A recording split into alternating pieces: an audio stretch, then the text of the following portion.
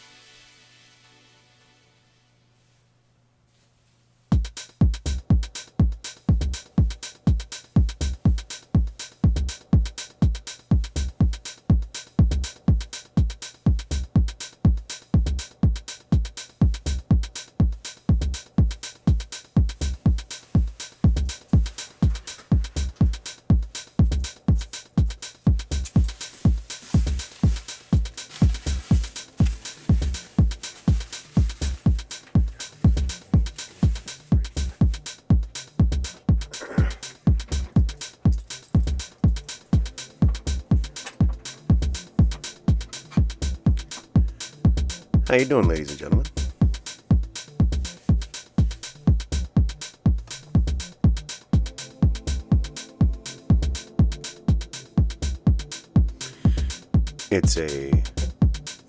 For me, it's an early Wednesday night. Some of my usual audience isn't on yet. This is generally why I don't operate this early. But,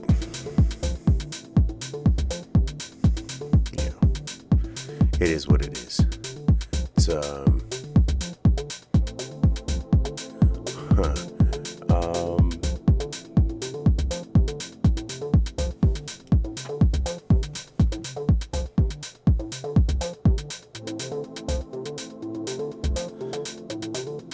I'm going to correct the spelling, but I think I'm going to leave that for a while. Let's see.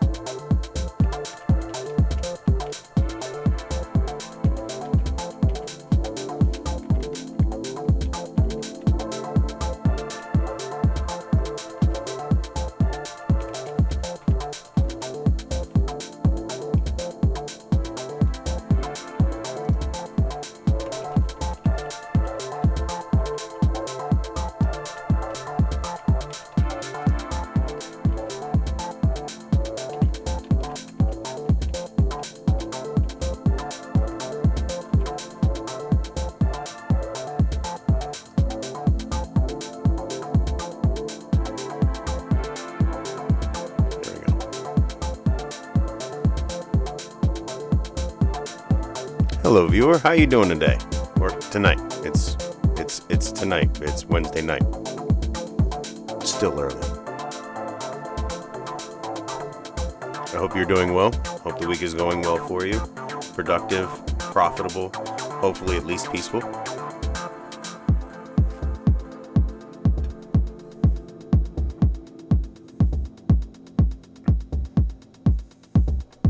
I'll never knock YouTube for have a decent audio list, ever.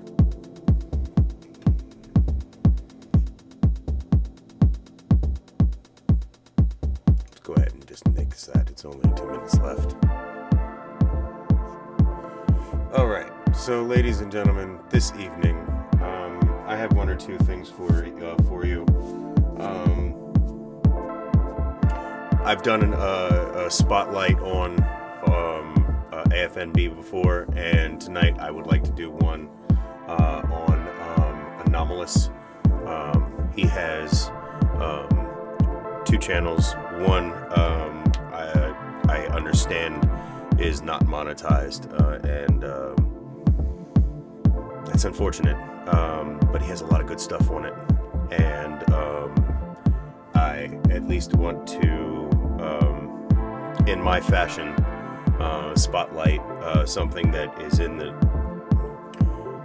it's in the time frame that I want to work with tonight.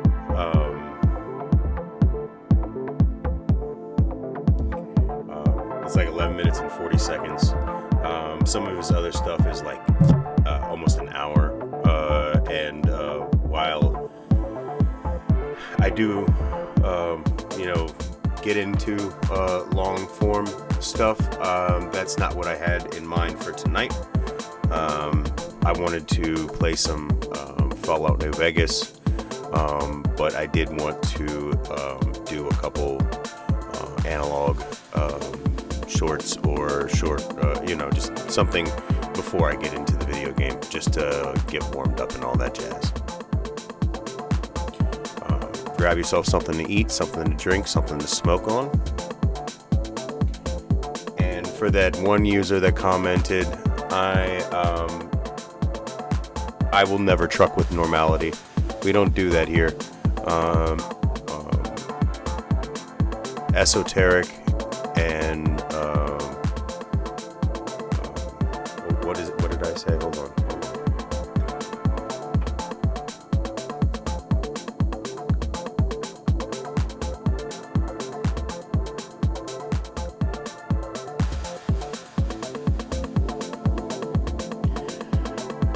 I trawl the abyss to find mad and esoteric horror for you and I to enjoy together. That is what I do here. It's not all I do here. I like sci-fi, I like video games, I like drama, I like foreign films, I like deep think pieces, I like education, I like, I have lots of interests. And on many occasions, I have the desire to watch it with you guys. So,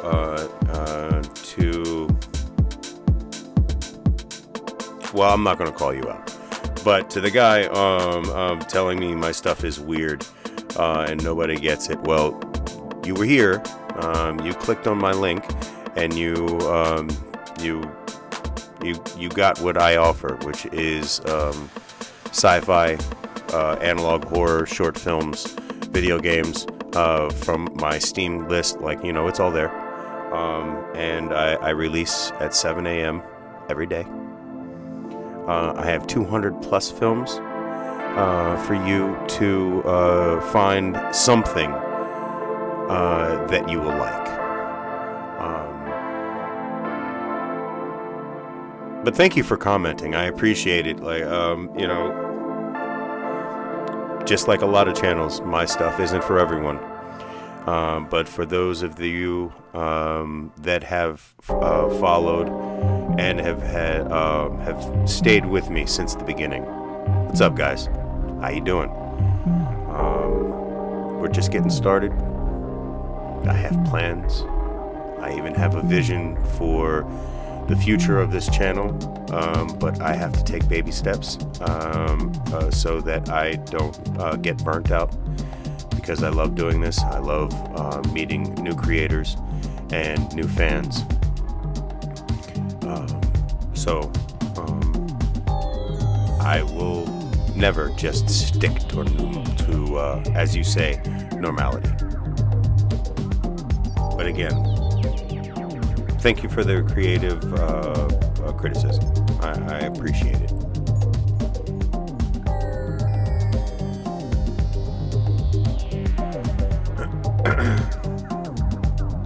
Yeah, and sometimes you'll drop into my my daily stuff, and there is some series that when I open a new episode, I tell you that you want to go and check out this creator and show them some love, because there is a lot there that you may not know about. Like, the things that I put out here are hopefully to pique your interest. If you and feel free to say in the comments that you would like me to do a deep dive on a certain creator. Like, if you want me to do something big on, I don't know, Vintage 8, or Mr. Manticore, or there's a bunch, there's so many, but those are usually ones that come to mind. But there's a lot out there, including the one that's actually been getting a lot of love lately on the channel.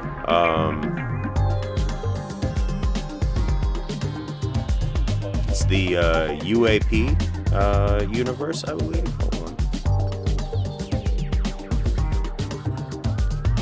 Yeah, the UAP universe. You guys seem to be liking that quite a bit. So maybe I'll see what else is. Well, yeah, I'm not going to change my algorithm, but I'll keep it in mind to look for other things of that ilk. But it is in my wheelhouse generally. It's found footage horror, analog horror, analog sci-fi, all those kinds of good stuff.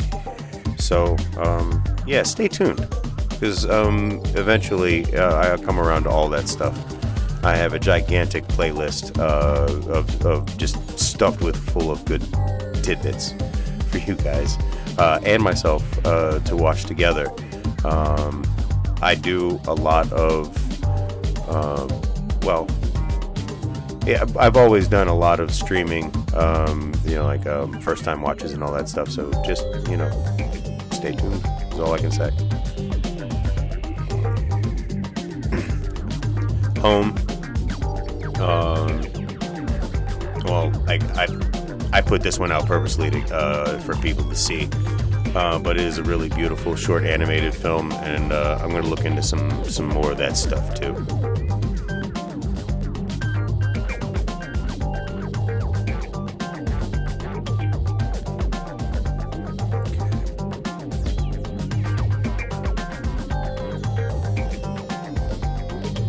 By the way, you're listening to a track called Beneath the Surface by South London Hi-Fi. I believe that's what it says.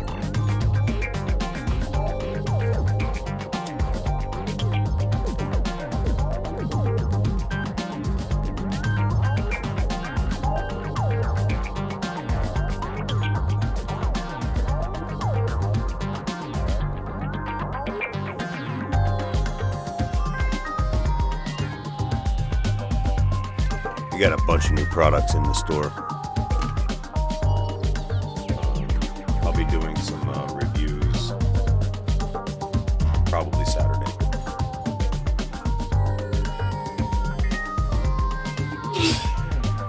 We have, I know we've got Surge 7-gram disposables on the shelf now, and I think Surge 4-gram.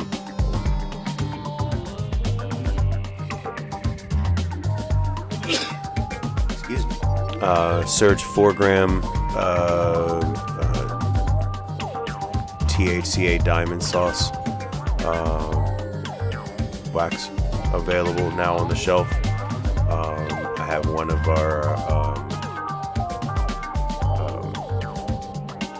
our regular sets of customers, Q and Melissa. How you doing, guys? I hope you're doing well. I usually refer to them as the bakers. So they're testing that out right now, seeing how it goes.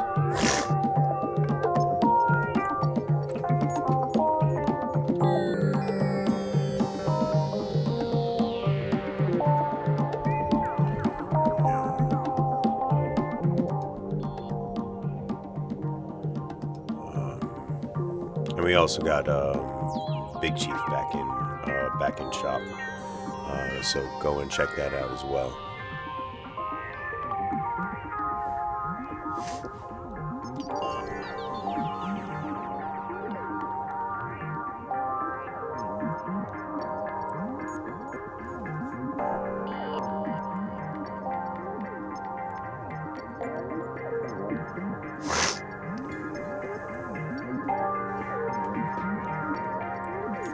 So,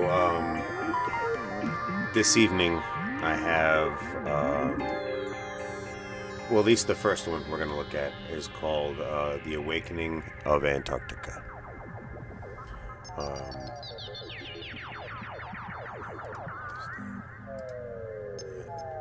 Alright, let me go ahead and cut it.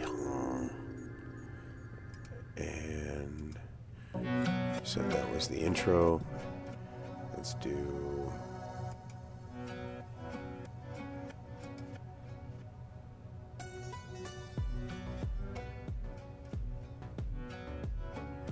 All right.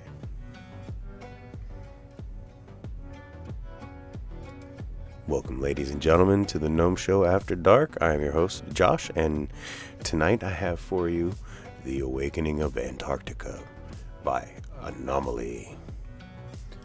About 11 minutes and 40 seconds. Without further ado, let's jump into it.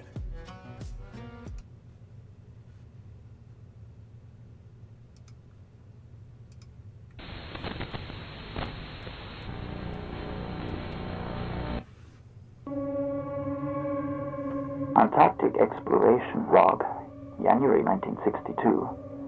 Captain Neil Sorensen, leading the Apocalypse operation.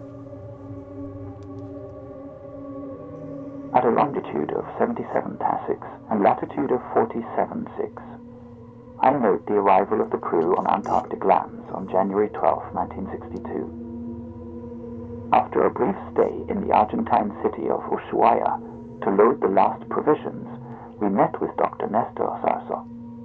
He provided corrections to the coordinates of our points of interest in the exploration.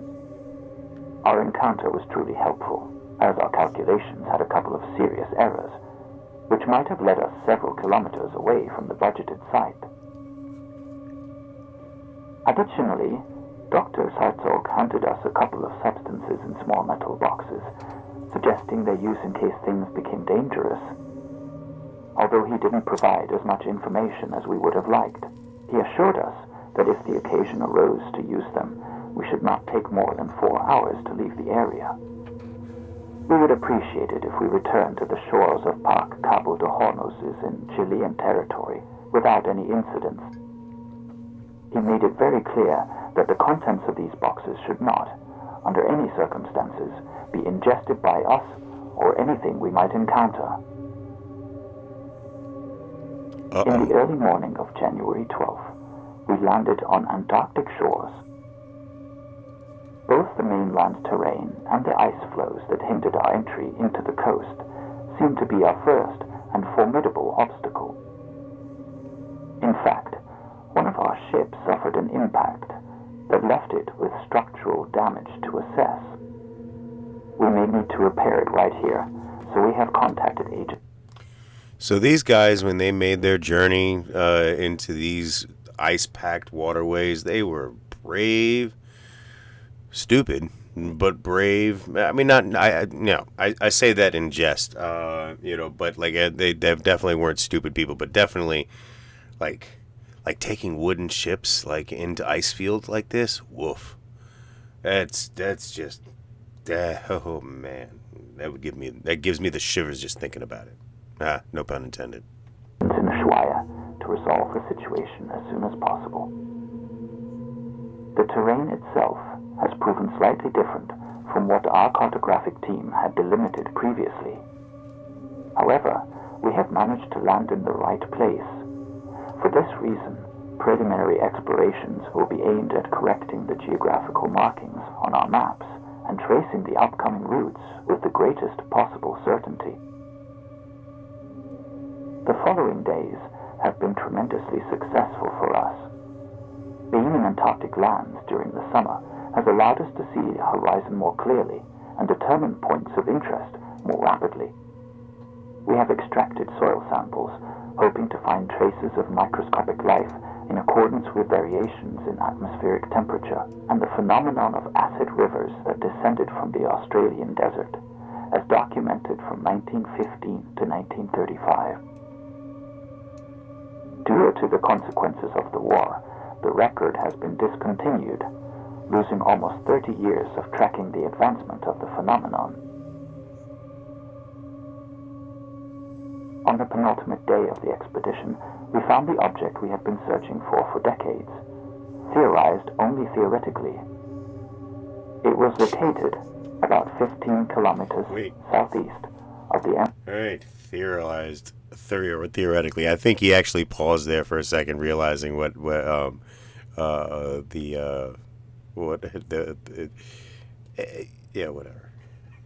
Embarkation area, and was in the precise state we anticipated. First, before going into details of its description, we noticed that the surrounding terrain was mostly covered with a sandy substance that mixed with a layer of snow. In a certain way, there seemed to be much less moisture, and the snow itself began to acquire different properties, feeling much warmer than usual without melting. We took samples to analyze upon our return to determine whether this was particularly solidified water or some substance with a similar appearance. Secondly, we discovered Heldenberg's capsule, theorized in 1876 as a result of acid rivers that could move through the atmosphere from the central core formed in the Gibson Desert Nature Reserve in Australia. This has promoted the overgrowth of some microorganisms, but abruptly stop their reproduction when they grow beyond 75 micrometers and are affected by intense cold. However, under certain very specific conditions, they end up proliferating in huge capsules that release spores to continue reproducing in winter seasons. The substance provided by Dr. Nestor Sartok was applied in the surroundings of the capsule with the aim of causing it to perish with the cold that would come in the next 5 to 6 months. After this unprecedented success for science, we have embarked back to the Argentine shores to compile the data obtained and publish our findings in the relevant Danish journals. We hope that this discovery allows us to advance in understanding the proliferation of life deep in Antarctica, which, due to their extremophile condition, could become potential hazards for travelers in the southern world. Eventually, new diseases or creatures that access the ocean and disrupt the food chain could arise.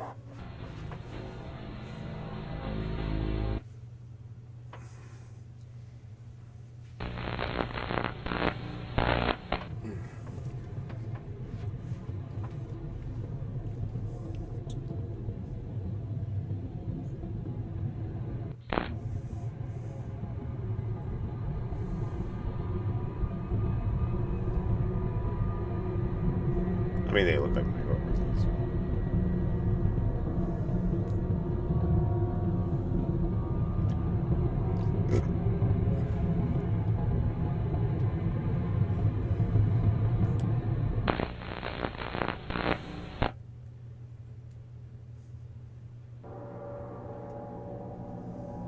After the Danish exploration in the 1960s, there was never again any mention of studies on microorganisms predicted by the theoretical model of Heldenberg. In fact, Captain Sorensen's crew records were lost until the year 2000, when a German scientific delegation decided to resume those studies, revealing that the information known until then had been incomplete. Captain Sorensen's field notes had been severely altered in their final conclusions, so not all of his discoveries were evident, along with the crew's fate, which was very different from the peaceful return described in the writings. The capsule found caused a massive disaster before the Danish scientific team abandoned the site. Apparently, the substance they applied around it only triggered a hyperreaction of the capsule, releasing an unspecified number of organisms that destroyed a significant portion of the men's tents. Uh-oh. Some ended up severely injured, and it was necessary to turn to nearby military bases to seek a solution to what had happened. This led to the decision to bury the capsule and cover it with a massive layer of impenetrable material to prevent further proliferation. You know that's not going to work. It never The does. procedure was not without enormous complications, as those creatures adhered to military vessels, and through an inexplicable process of synthesis, froze them with the same sandy substance that surrounded Heldenberg's capsule. Holy shit. The members of Captain Sorensen's crew came across one of the creatures, captured it lifeless, and brought it to the Argentine city of Ushuaia for forensic examination. From this point, all traces of the Danish team's investigation were lost, and subsequent investigations were consistently falsified with the intention of erasing several key pieces of evidence. In the year 2000, a federal expedition was authorized to establish an expert opinion on the events of 1962 and proceed to examine the areas from which the inexplicable creatures could have proliferated. On this occasion, along with higher quality photographs, unidentified organisms were found completely petrified both on the shores of Antarctica and around the sealed hole. However, the most striking discovery was the presence of different military scientific bases about 300 kilometers south of the German Federal Team's research area. Since 1986, The U.S. military had been conducting massive excavations that greatly conflicted with both exploratory programs. Of course. Why wouldn't we?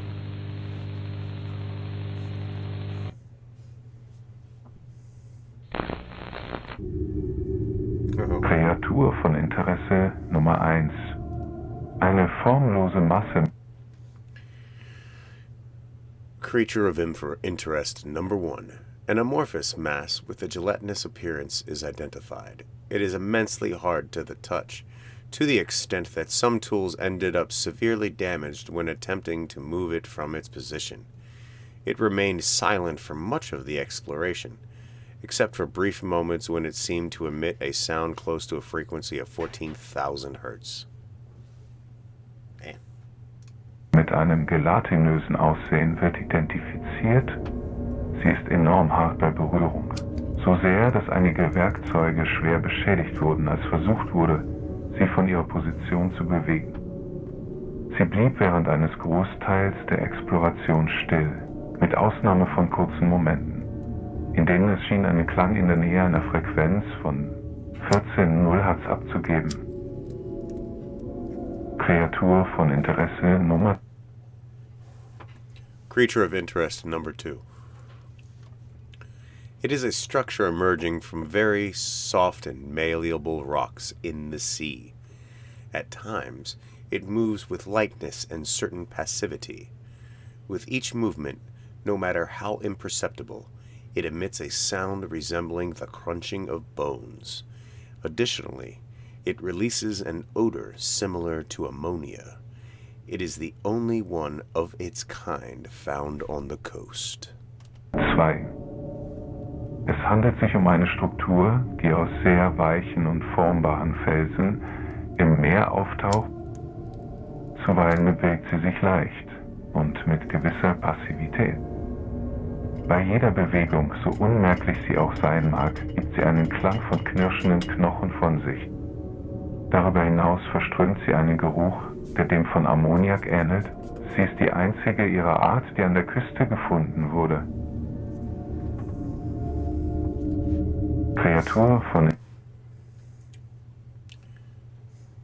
One second.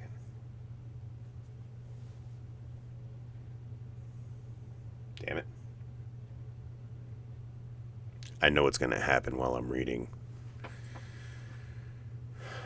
Creature of interest number 3. This figure, located about 50 meters inland in the sea, displays what appear to be 2 rocks that change shape throughout the day. Surprisingly, one of them mimics objects that come close to it, even recreating almost perfectly the face of one of the expedition members who approached it to take direct samples. It appears harmless, and its apparent function is simple imitation. Here it comes. With each shape change, it emitted a song similar to that of a whale, but with a considerably lower and deeper sound amplitude. Interesse Nummer 3.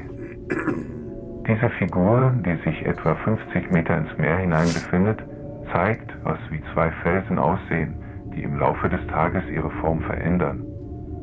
Überraschenderweise imitiert einer von ihnen Objekte, die sich ihm nähern, und rekonstruiert sogar nahezu perfekt das Gesicht eines der Expeditionsteilnehmer, der sich ihm näherte, um direkte Proben zu nehmen. Sie scheint harmlos zu sein und ihre offensichtliche Funktion ist einfache Nachahmung. Bei jeder Veränderung der Form gab sie einen Thank you for the offer, kind sir or madam, but I am good for now. Niedrigeren und tieferen Klangamplitude von sich.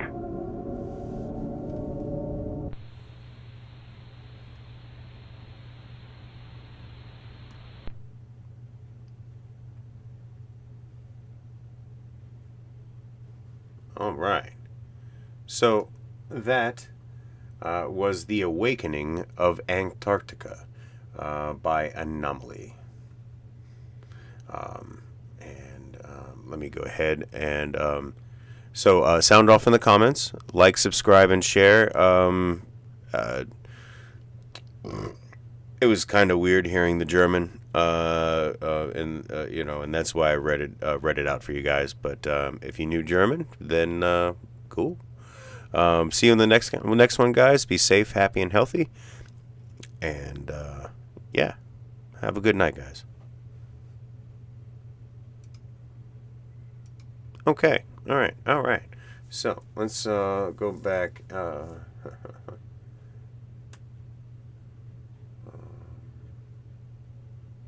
go here. And there was something.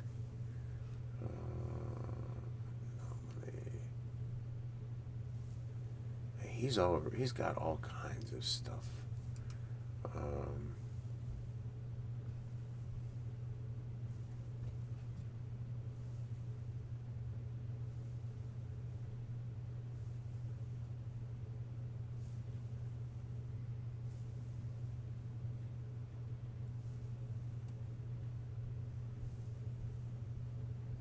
The Horror of Mercury. That sounds interesting. Let's check it out.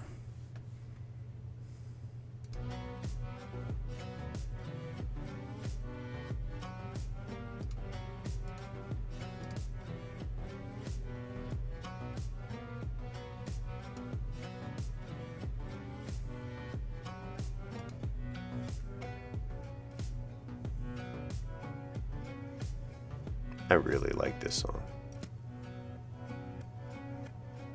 It's Dance of the Gypsies by Hanu Dixit.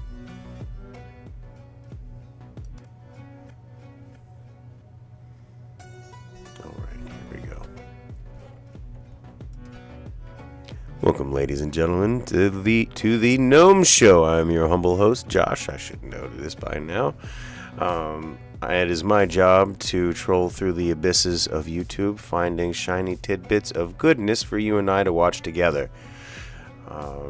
Tonight, I have a short film from ANOMALY called The Horror of Mercury. So, without further ado, let's jump into it, ladies and gentlemen. I hope you guys are doing well today.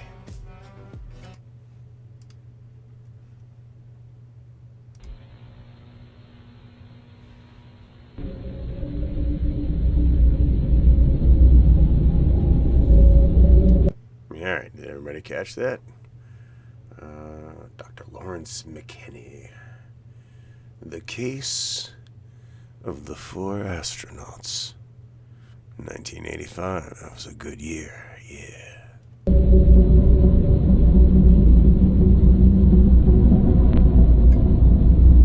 His condition worsened so rapidly that we didn't even have time for a clinical interview. The only information possible to gather was through testimonials from family members. The presented symptoms corresponded to an internal infection that was difficult to explain. Thousands of parasites were consuming him. Ew. So we had no choice but to place them in a level 4 isolation chamber in the underground wing. The examination was quite challenging due to the extreme risk of contagion.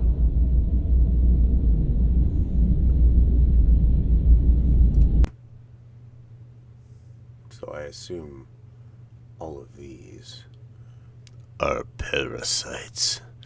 Filthy, filthy parasites. It's gross. Gross. Gross.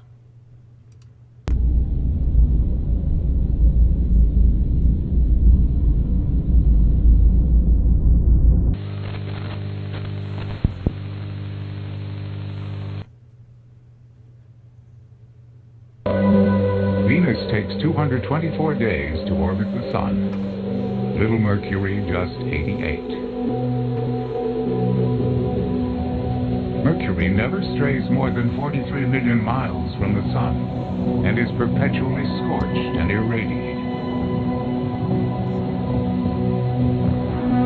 Pictures from Mariner 10, a space probe sent to Mercury in the early 70s, reveal barren and a world of extremes, temperature by day.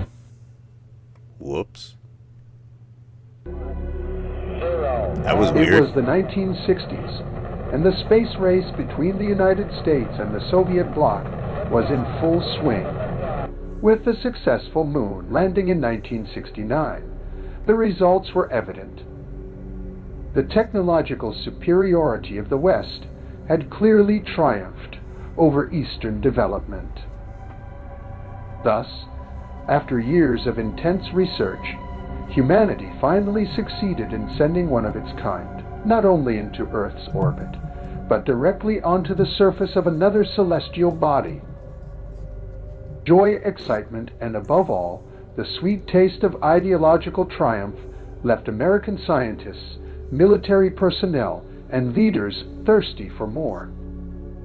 While 1969 had meant a definitive triumph with the clearest demonstration, the space horizon seemed limitless. If the incipient technology of the time had achieved it on the moon, not much more would be needed to start visiting the space neighborhood. Thus was born the only project that, due to its more than fatal results, has no official record of missions carried out by NASA, Project Mercury 1. American ambitions seemed limitless, as reflected in the decision of NASA's then planning chief, Thomas Dublin, strongly supported by Pentagon's Foreign Affairs Secretary, Edward Mitchell Schmidt.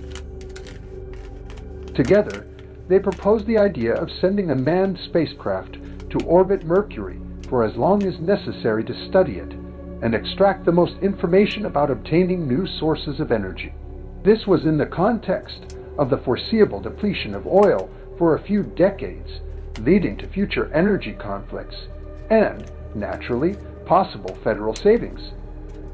Mercury was believed to have an enormous variety of compounds of great value on Earth, due to the ancient theory of Ankanon regarding Mercury's past and its relationship with the Sun's thermal effect, which would have enhanced those compounds inside, as if it were a fermentation. The Mercury mission involved a rapid adaptation and understanding of the lunar model of space travel, with times that needed to be extended considerably, as well as more intense physical preparation for the astronauts. Additionally, the suits had to be manufactured to be even more resistant to ultraviolet radiation, just like the spacecraft module. It would undoubtedly be a risky mission, but with the caveat that a descent to the planet was not necessary. The planning of the crewed journey, beyond providing valuable information through direct observation of the tests, would be the definitive test and expression of American hegemony, at levels never thought of since the development of the atomic bomb. Yeah, but I have a question. We have enough trouble keeping folks alive going to the moon or in near Earth orbit or, anywhere near heavenly bodies. How you doing, viewer? Nice to see you tonight. I just want to know, how are you supposed to keep crew members alive in orbit around Mercury? Seems a little, I don't know, hot and fiery and windy and deathy. I don't know. I just have a few questions how the crew is supposed to survive, even with the spacesuits and the shielding on the spacecraft. It just seems like doom is following. The 4 crew members of the mission received special training between 1970 and 1975 Does not look like it, with the goal of orbiting Mercury by the end of the decade. The technical advice of the scientific team also called on the best space engineers and astrophysicists from the Western Allied bloc to carry out the definitive construction of the rocket and module. Scientists from renowned universities in Japan, Germany, Denmark, France, and the United States focused all their efforts to come up with the best possible design, innovating in as many aspects as had yielded fruitful results in the moon landing. In 1979, on May 4th, the Mercury 1 mission took off from Cape Canaveral. The entire process, unlike the trip to the moon, was arranged with the utmost secrecy and discretion. In fact, the information was not made public until the date of this documentary in 1999. At that time, Wow. NASA communicated through its spokesperson that it was merely testing prototypes for future lunar and orbital explorations. Shit. Cracked and battered little planet. The craters testify to the sun's immense gravity. Space debris plummets inward. Nearby Mercury is in the line of fire. Right, like, and you want to, like, how are you supposed to orbit this thing? Like, it literally almost nudges the sun when it goes by. You know, or at least it's like, you know, looks like it's fucking trying to dance with it.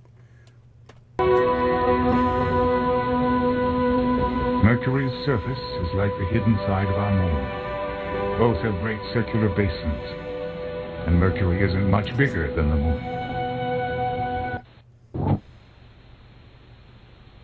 Missing lots of motherfucking information. Shit got erased. With absolute precision in the trajectory and speed of information reception, Look at that. the journey's That's cool. duration was established at 19 months, where, as planned, the spacecraft experienced sudden accelerations caused by the gravitational effect of the sun. This energy was immensely useful in shortening the journey and taking advantage of space conditions. The astronauts' good condition was confirmed at all times, and there were no incidents that put their lives at risk. Through cameras placed throughout the module, as an innovation for the most visual records possible of the planet, images of Mercury were recorded in a total of 503. These were revealed and analyzed in 1982, Good year. once the astronauts returned to Earth. It was at this moment that the problems began. The analyzed photographs revealed unexpected images for a planet that was supposed to be entirely rocky and compact. Huge holes were found all around Mercury, some several miles in diameter, with a perfect appearance of being excavated by some kind of intelligence. Additionally, inside What the those fuck holes, is that? strange lights were observed, as well as limbs of biological What? entities that, judging by their appearance, must have been some living and conscious entity. That's fucking creepy.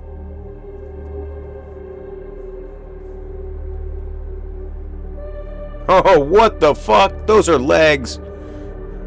The only photograph taken from the surface of Mercury was one in which a small probe was launched to impact the planet, attempting to provide the most data and That's information super fucking pale for before somebody that being fucking destroyed by high gets the best temperatures. sun in the universe. Upon arrival on Earth, the crew managed to enter the atmosphere with a ship that, according to their own comments, suffered serious damage, apparently due to natural friction, so the planned return that had been stipulated ended with the ship in the middle of the Pacific Ocean, near the coasts of Panama. When the return ship was transported to the United States, it was noticed that it had not necessarily been affected by the friction of atmospheric entry, but it was in an external state of corrosion produced by some parasitic organism that had adhered to it. Oh, wow. A greater surprise came when they realized that the interior quickly began to fill with this rare black mucus. Initially, they thought it might be an unexpected reaction to some maritime microorganisms, but then they confirmed that this material had not been identified in any way in the Pacific Ocean. After noticing this, the medical and technical team at NASA decided to monitor the health of the astronauts, who reported no discomfort despite the strange black mucus eating away at the ship day after day. In interviews with the astronauts, they mentioned nothing of this. In fact, the journey was much better than stipulated for most of the way, with minimal inconveniences. But everything changed 6 months later, when from the ship, already completely engulfed in the still unknown substance, a curious life form began to emerge from the mucus, about 90 centimeters long, similar to the tentacles of some marine animal, but showing no particular interest other than traversing the interior of the ship. In that same period, the 4 astronauts urgently arrived at NASA's special unit, reporting a rapid blackening of their upper limbs. Upon analysis, it was found to be the same material as the black mucus that had engulfed the ship. Unfortunately, the substance's rapid abrasion covered the men completely within 3 days, giving them no time to comment on their symptoms. They had already arrived unconscious at the health service and were put into a coma within a few hours.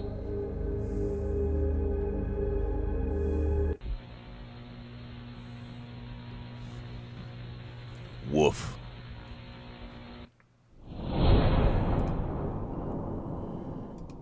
So that was the horror of Mercury. Holy crap, Anomaly. That's some, yeah. Sound off in the comments. Let me know how, if that creeped you out.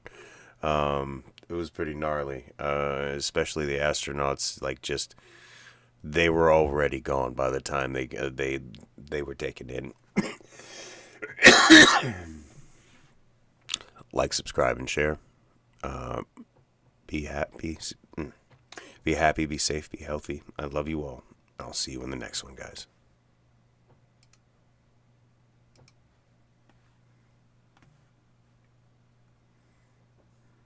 This walks beneath Las Vegas. What is that? What? What? This one's also by Anomaly. So I guess I am doing, yeah, that was pretty nasty, man. How you doing, sir? I guess, yeah, let's do a couple. I'm gonna jump into some, New Vegas here in a minute, but, I'm trying to get into the mood. How you been? Let's see. Yeah, let's, this was 4 months ago. Yeah. All right. Let me do the YouTube bit real quick. Welcome, ladies and gentlemen, to the Gnome Show After Dark. I'm your host, Josh. Tonight for you, I have a short analog horror for you by Anomaly called This Walks Beneath Las Vegas. That's boogie, ladies and gentlemen.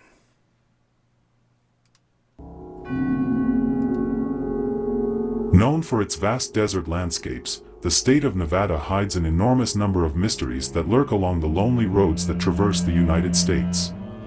In this video, 3 strange and unknown phenomena of Nevada will be presented.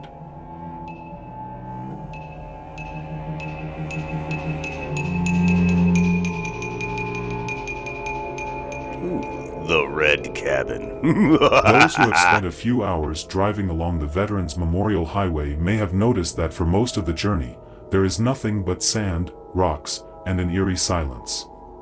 Similarly, during the nights, there is nothing but the moonlight. Coincidentally, that is one of the things I wanted you to message me about. I wanted to ask you a couple questions about the back end, like the analytics part of things. So yeah. However, some people testify, and most importantly, support it with convincing evidence, that they have come across a series of abandoned and partially ruined cabins. The photographs they provide show a rather similar pattern of architecture that is not very common for this region. My husband and I were driving in the van at around 10 And nice in the on morning, mapping out and new we stopped projects. to check Hell the yeah, vehicle brother. near a small cabin we saw in the distance. We thought there might be someone there to help us, but it turned out to be abandoned. We've been through here before, and it's the first time we've seen it. Different testimonies describe it as being about 30 to 40 square meters in size, single story, and with peeling orange paint on old wood. Of the more than 20 testimonies recorded between 1991 and 1992, most of them report that they haven't always seen them in the same places. A group of teenagers were the only ones who encountered it at night and briefly recorded its interior. What the fuck is that? What the fuck is that? Fuck. What? So this is one of those houses that's like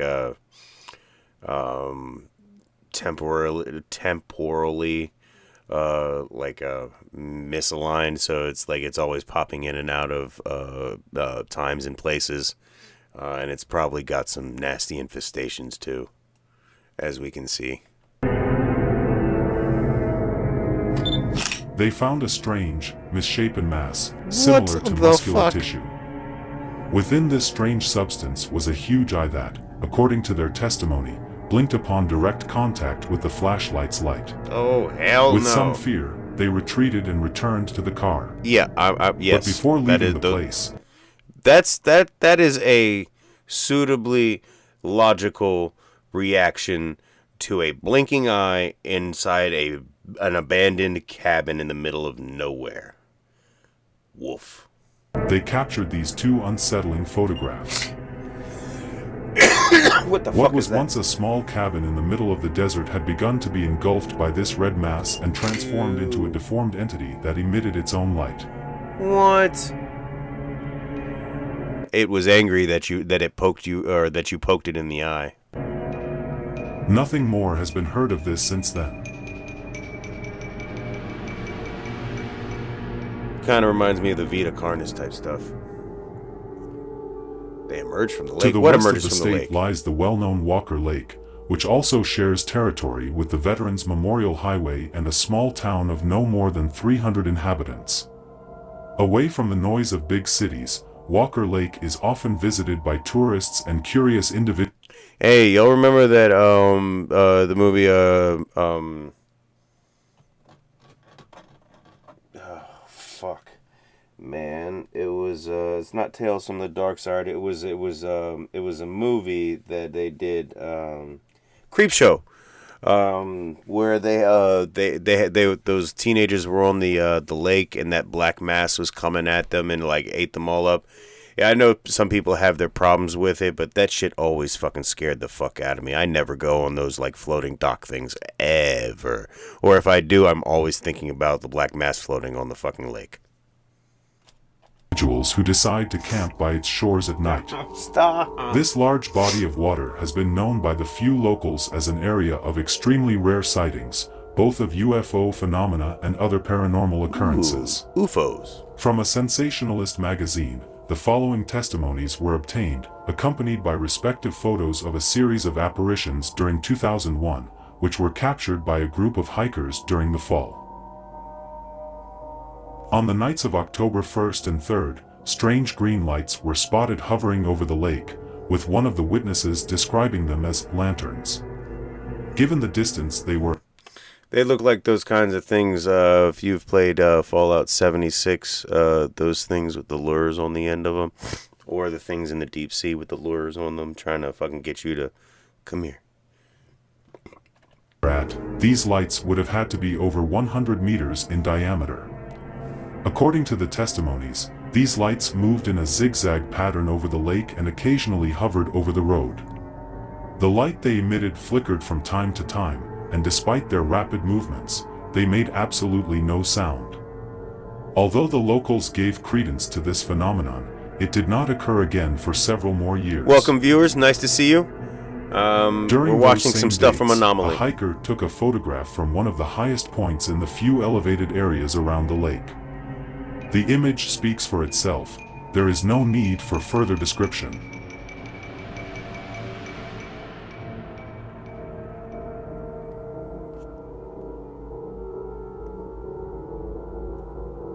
The following story is about a series of little-known urban events in the city of Las Vegas.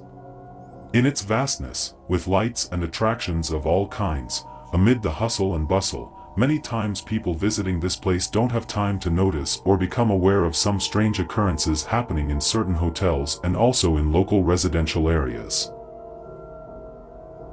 What the fuck is that? The Walking Bodies is an old urban legend that tells of the existence of peculiar humanoid creatures that inhabit the sewers and old structures buried beneath massive casinos. It is said that they have been seen both in small peripheral streets and in the ventilation ducts of some downtown hotels. Legends describe them as skeletal figures covered in an extensive red mass, similar to muscle, but unlike its function in... Again, this feels a little bit well, it draws some comparisons not only to Vita Carnis but some stuff from SCP, and I want everything influences everything else. Like it's not like, I mean, there are plenty of unique thoughts and everything and ideas, but like a lot of times, like the imagination tends to conjure similar things, like we're all in that zeitgeist type thing. The human body. This seems to be a massive parasite that controls a more solid body for efficient and somewhat faster movement. Actually, never mind, that's pretty fucking cool. Look at that. Look, he's even grabbing a fucking axe of some sort. And it's a meat mech. Oh, shit. No one really knows what they do or if they have any purpose, and until 1999, no one had photographed them, so they remained in the category of unverifiable myth for a long time. That same year, the highest number of police reports regarding these apparitions was also filed. One of the most striking testimonies comes from a man staying at the Stardust Resort. I was taking a nap, after last night's hangover. It's hard to stay in good shape the next day, and I heard some very strange footsteps from the floor above. I frequent this hotel, and I had never heard anything like it. This is a 5-star place. You don't hear the guy above you walking. So, I asked for help at the hotel. The young folks working here gave me the silliest answer I've ever heard. Mice?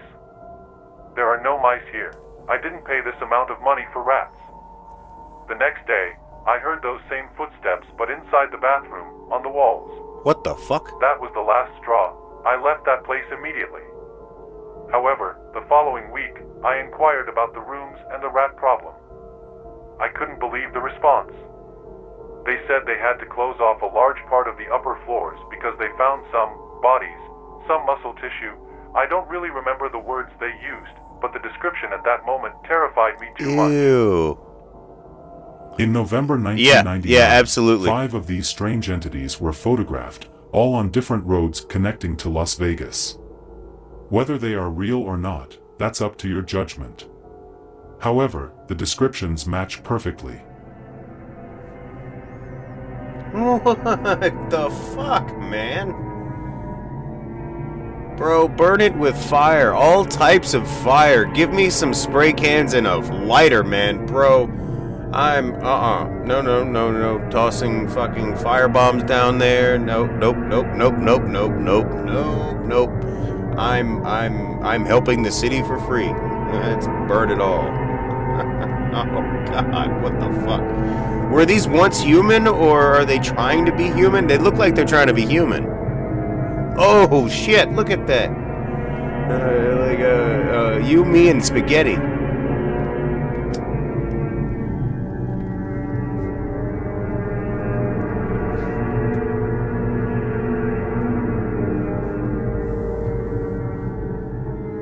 Fuck yeah, dude.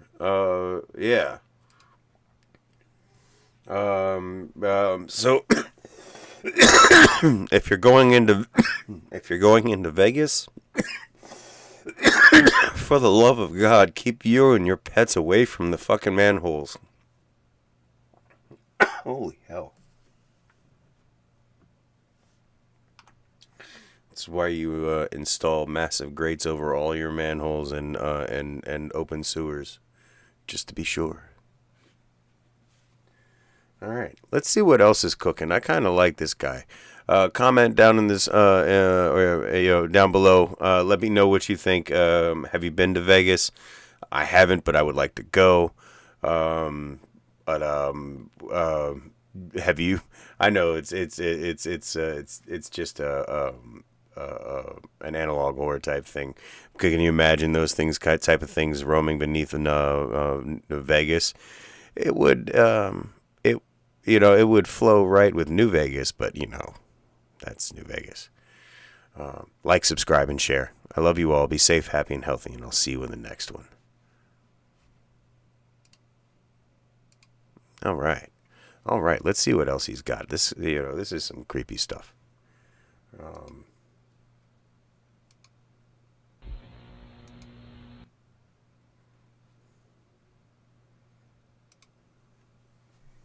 Let's see.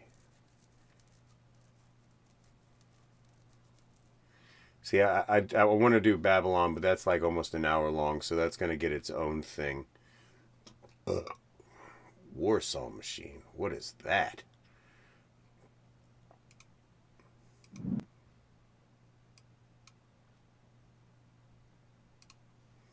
All right, ladies and gentlemen, let's check it out. Let me actually do this right. Yeah. Okay. Welcome to the Gnome Show After Dark, ladies and gentlemen, and welcome to the new viewers. Tonight we're going to check out The Warsaw Machine by Anomaly. Doing a little spotlight on Anomaly. This channel apparently is having some issues with YouTube, so at least I can show him some of his stuff over here, and maybe you can go show him some love on that channel and his secondary channel, which I do have. Hold on.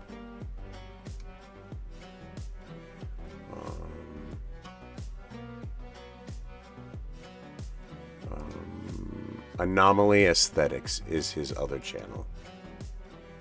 So go check him out too. All right. So without further ado, let's check out Warsaw Machine.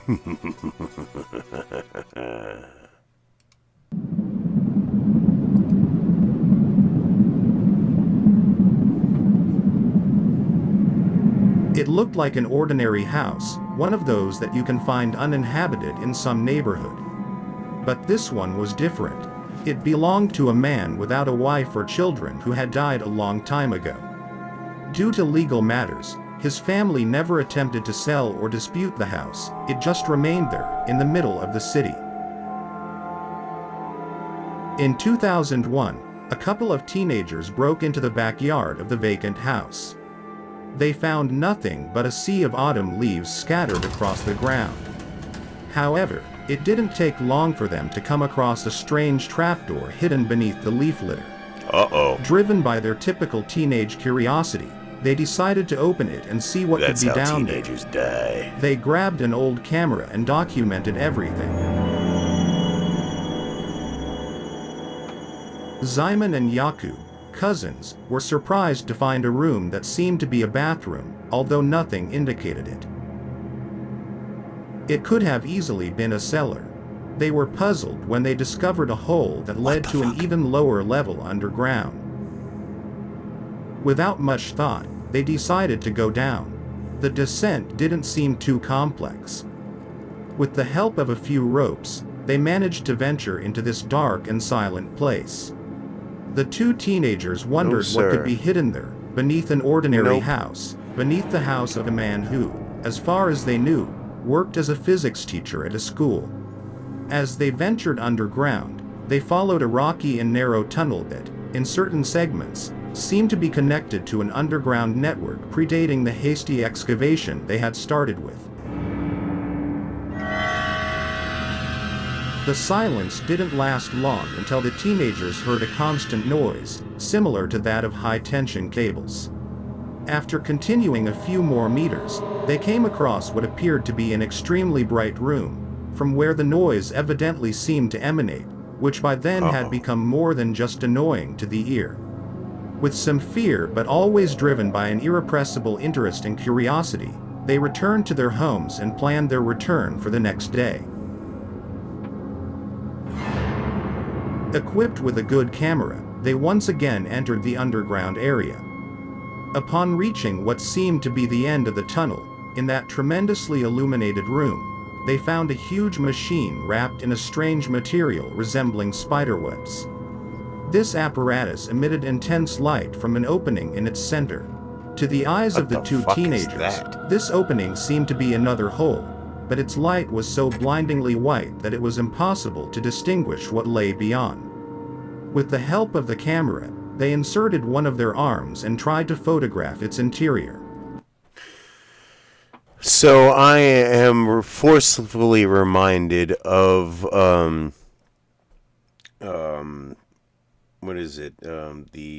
It's a D&D campaign, the Tomb of Horrors, and a Return to the Tomb of Horrors. I don't remember. It was probably both of them, but there's one of the traps where it's the Oblivion Spear or whatever. And people have been known to like just put their just put body parts and fucking like somebody probably put their head in there and fucking it just like he just slumped to the ground because like that's Oblivion. So this kind of feels like that same thing. Like, why the fuck would you put your fucking arms in here? Like, I can understand putting the camera on a stick in there, but why would you put your fucking arm or any fucking body part into a thing like that? I mean, what they captured left them even more confused than before. What the fuck? Wow, that's like, what was that, Interstellar? So it is a quantum computer type thing? This is really fucking cool. Welcome, new viewer. Nice to see you. We're watching some stuff from Anomaly. After reviewing the images, the Warsaw they Machine decided to return. There would be other days to decipher that strange record. But something had changed. Upon leaving the room with the enormous machine, they noticed that there was no longer a tunnel behind them, but a narrow corridor leading them back to the hole they had descended from. However, everything was different. The ropes were no longer there, so they had to climb with great effort to get out of there. Once on the surface, the most terrifying thing happened. They were no longer in the backyard of the vacant house. They found themselves in a sort of abandoned bunker. Once again, there was complete silence. Absolute and total silence. The place seemed to receive light from cracks in the ceiling, but they found no actual light source. It was as if certain corners emitted their own light. I mean, but despite there are spiders. Their fear, they took some photographs of the place. They didn't know how much time had passed, but after exploring a few corridors, they came across a staircase that led them to the surface. It was very dark out there, so much so that in certain places, they had to use the camera's flash to see what lay in front of them. The world seemed to have turned into an extensive landscape filled with dilapidated buildings. Why are there spider webs everywhere? What the fuck? Left to die by the passage of time. At times, it gave the impression of having been the victim of a nuclear attack. Nothing made sense. There was nowhere to go.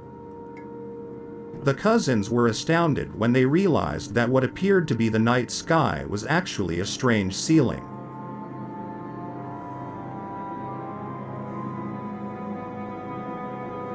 Oh, so are you inside a facility? They were apparently still underground, but a faint cold breeze blew, much like the one in a park in the early morning.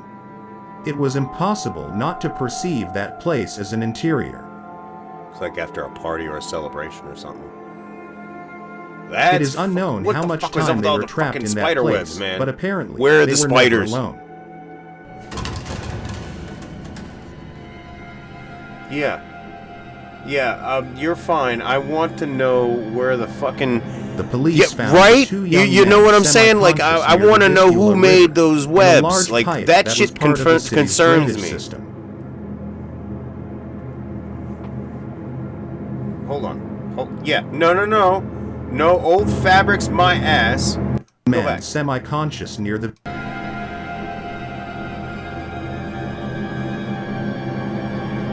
police found the two young men semi-conscious near the Vistula River, in a large pipe that was part of the city's drainage system.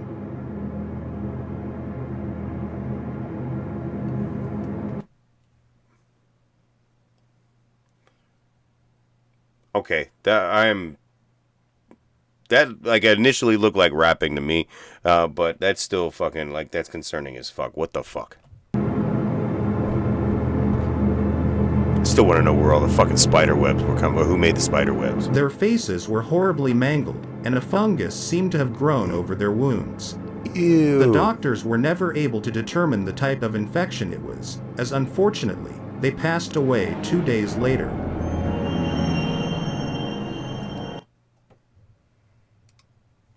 That was fucking creepy and cool. Well done, sir. Alternate reality type stuff, damn,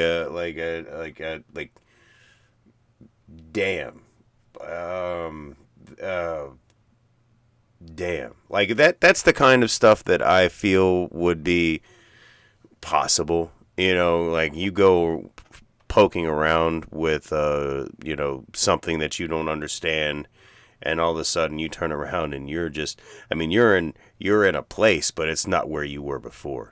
Sound off in the comments what you would do in this situation. How would you react to this? Like, would you have poked around? Would you have exited the building when you realized that you were in the wrong quote unquote place? Or would you have tried to stick your fucking hand back in that machine and go back right away?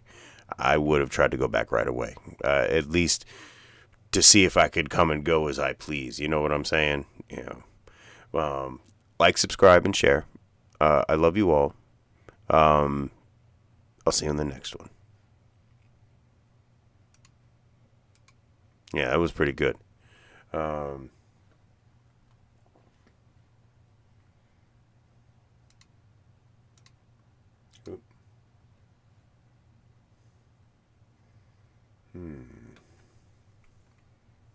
That looks interesting. The lost tape. But there's also, there's so much.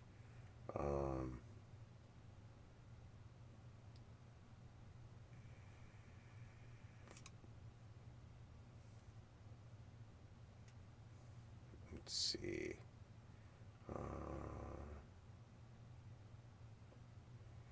This Blosenthal incident. What's the Blosenthal incident? The Siberian pool. Kyoto worms. What the fuck?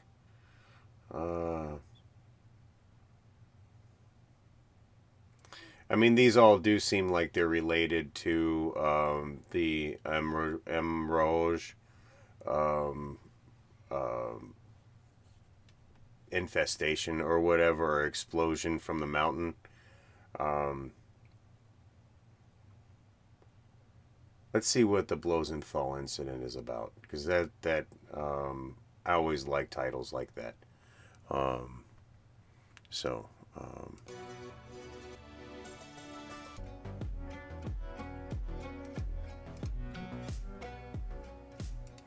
Welcome, ladies and gentlemen, to the Gnome Show. My name is Josh. I am your host. Tonight for you, I have the Blosenthal incident by Anomaly. I'm doing a spotlight this evening, and have a good one, Hoffman. Nice to see you, sir. We're looking at the Blosenthal incident by Anomaly. We're doing a spotlight on this artist. Go over to his channel, Anomaly, and show him some love. But without further ado, let's boogie.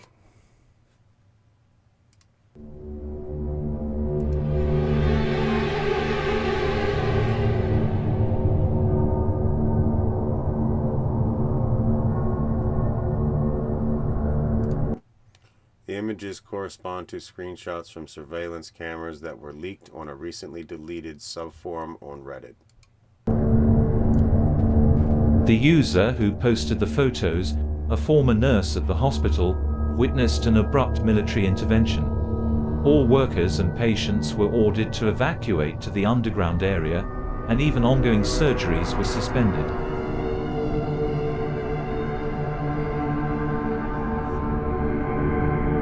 The entire building was emptied except for the 6th floor.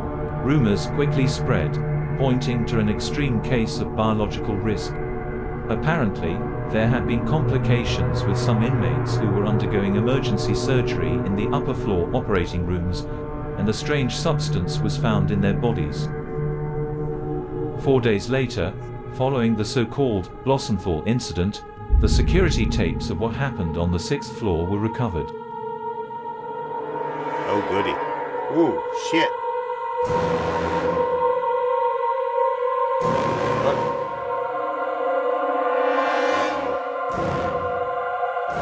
What the fuck?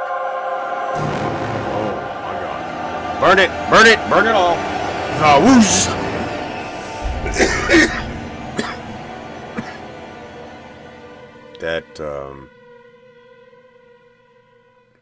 That looks like the start of a very good movie. Wow. Wow. You know, like that's like how like a series starts right there. You know what I'm saying? Like, you know, like these are the only images recovered from that day.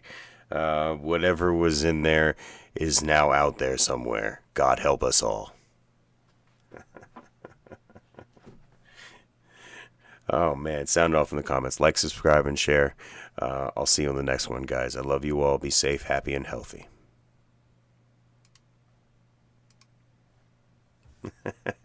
Wow. That's what you can pack into a minute and 37 seconds.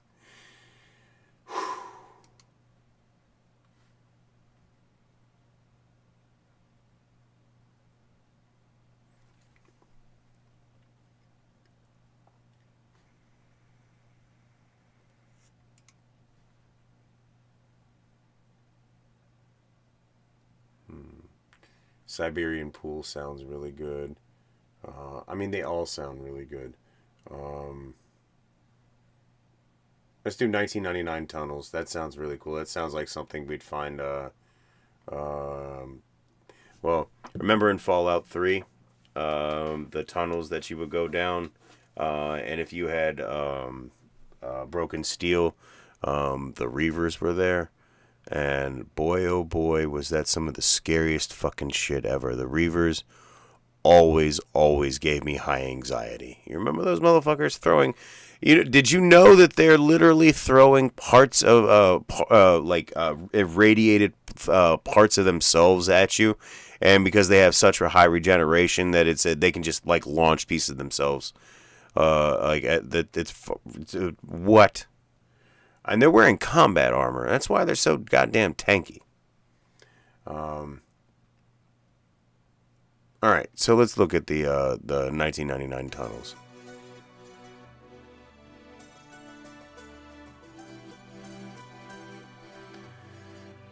Wow, that was hold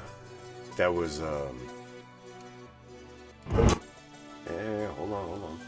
I think I might have to sneeze. One second.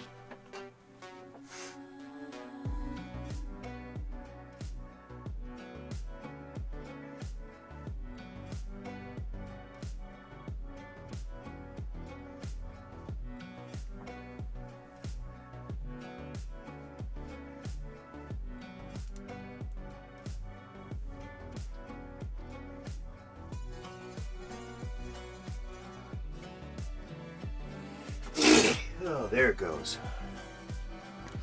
Actually, I'll be right back. I'm gonna go smoke a cigarette. Oh, wow. Not bad. Hour and a half. Doing all right.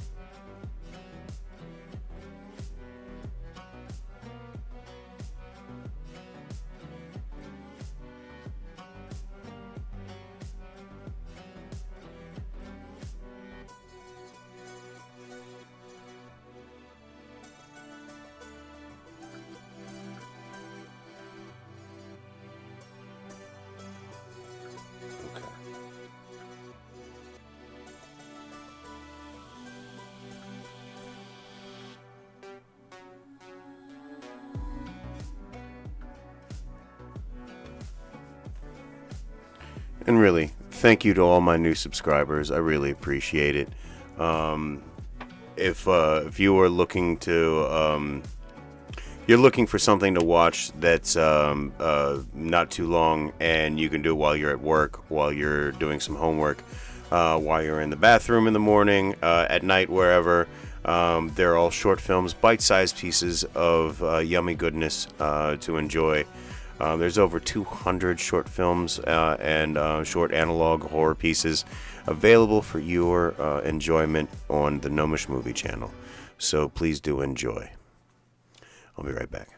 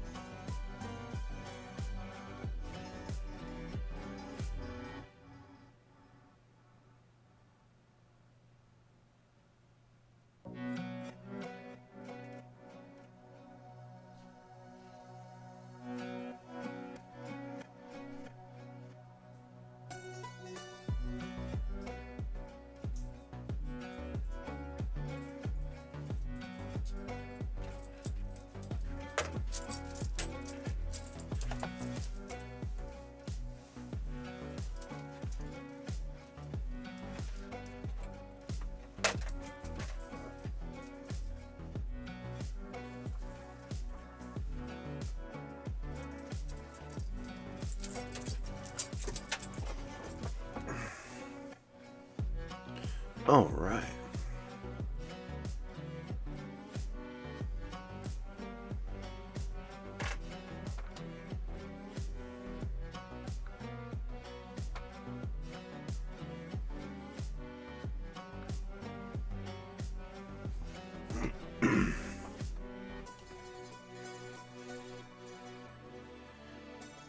Alright, ladies and gentlemen.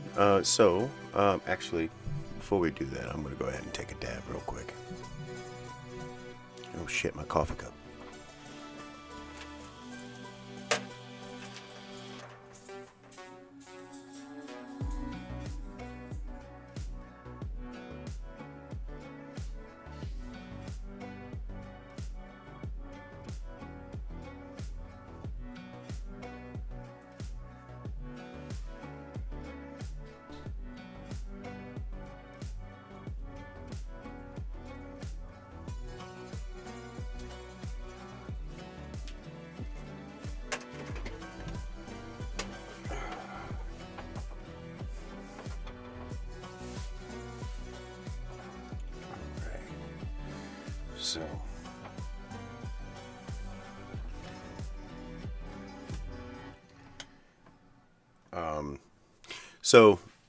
I do have a sweet tooth for creepy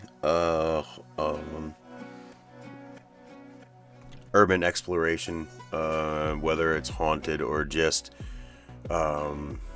finding the leavings of other people that are unexplainable and just naturally fucking creepy. You know, it's all cool.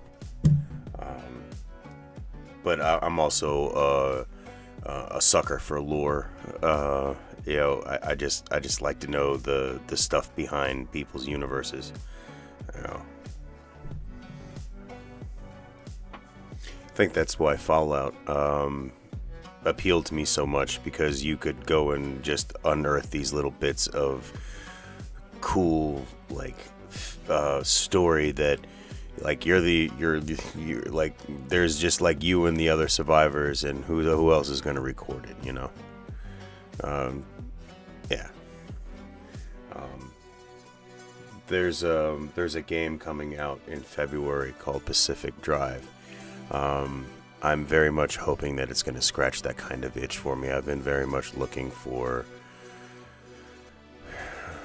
something like to get the Explorer in me going, like Skyrim did, and Fallout, and to a certain extent Fallout 4 and New Vegas, and definitely New Vegas, which is what we're gonna play tonight before I go to bed.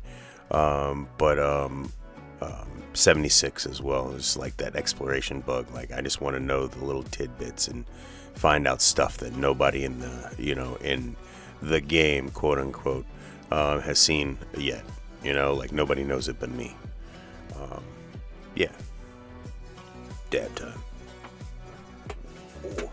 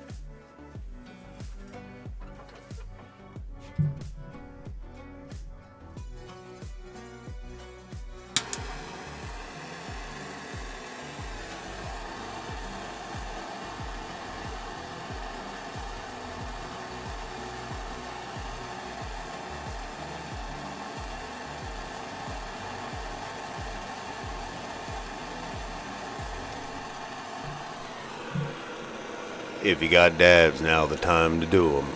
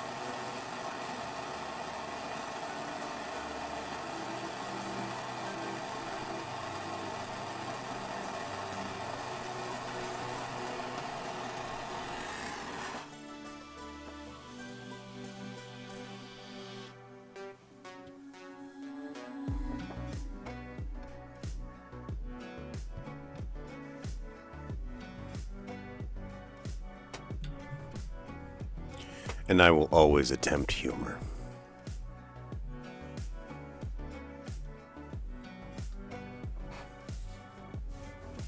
I need to laugh. It keeps me sane.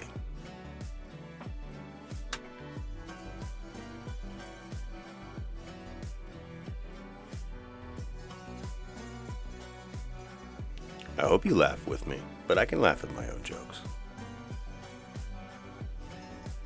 I do anyway.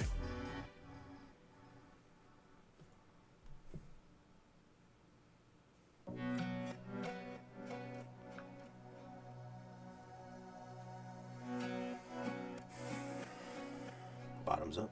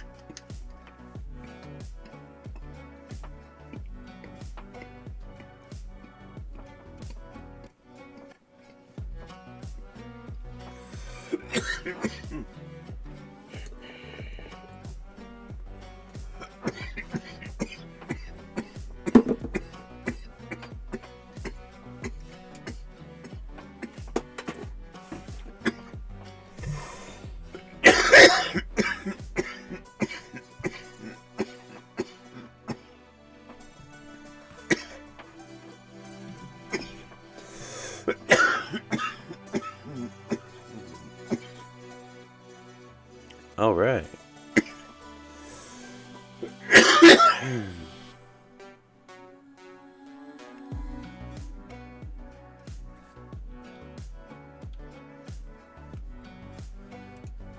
Welcome back to the Gnome Show After Dark, ladies and gentlemen. I am Josh, your humble host, and tonight I'm doing a spotlight on Anomaly. He's a creator on YouTube. Go over to his channel and show him some love. And he's got another channel, Anomaly Aesthetics. So go check that one out as well. I will at some point.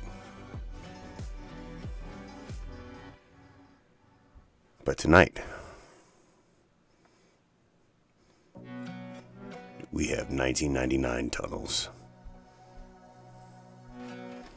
Let's find out what's going on.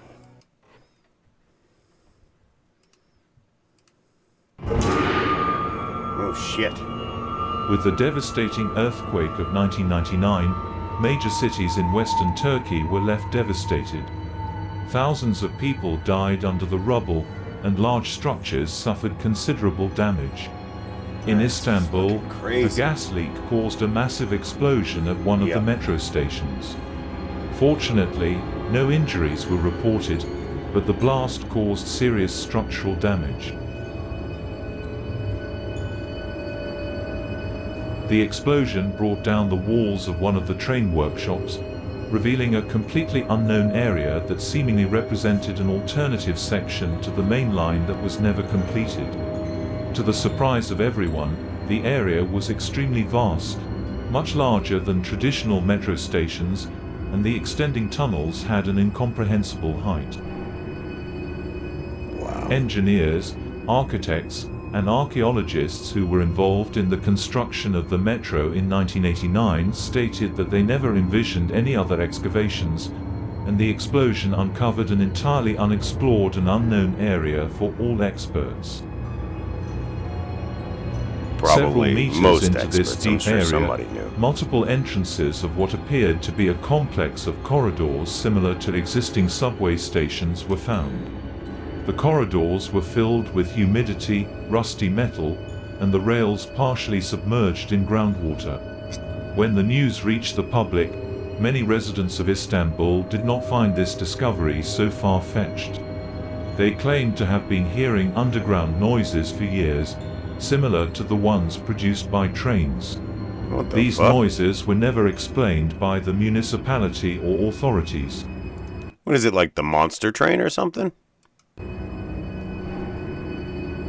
After several hours of exploration, rescue teams and the police discovered connections to enormous cisterns and sewers in these tunnels, which were also not documented in modern Istanbul's planning records. From this point, the underground complex transformed into a true maze of corridors that seemed to lead to the same points repeatedly. Some explorers found themselves lost for several minutes, as they reported. They believed they encountered other team members, even though this was never the case.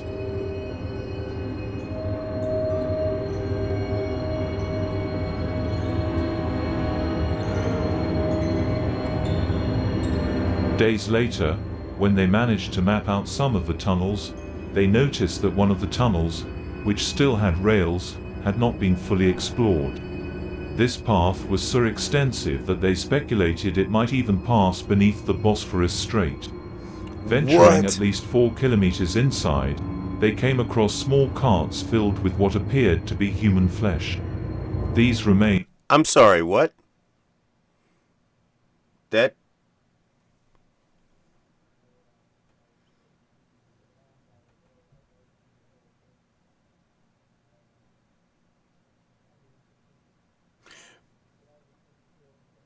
So, a little bit of midnight meat train, maybe? The flesh that hates? Mama's hungry? The earth hungers? Baby needs food? Was strangely fresh, as if they were only a few days old. Strangely fresh? Judging What by the the fuck? smell, they couldn't have been decomposing for more than a day or two. It was. What the fuck is that? What the fuck? Bro, this is not, this is disturbing. It's all very surreal. Yes, very surreal. Continuing through the intricate tunnels, more segments appeared, That's completely rust and covered blood. in masses and reddish liquids resembling blood. There was no further information about what these substances were, but they appeared to be relatively organic. Some pulsated and reacted with a slight tremor when touched by the explorers. Oh, that's gross. That's so gross. Finally, they came across what seemed to be a train repair station. The network of tunnels abruptly ended in this section, where several abandoned carriages lay derailed and partially engulfed by this viscous substance. Ew. At times, it smelled like burnt plastic, although other explorers believed the stench was unmistakably that of rotting flesh.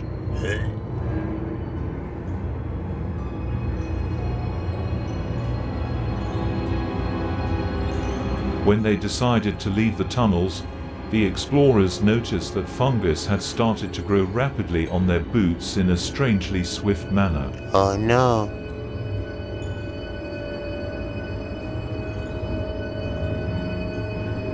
You're not getting out alive.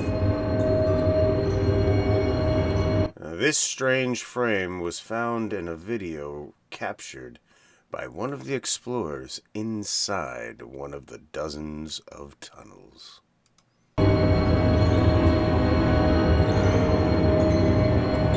Oh, what the fuck?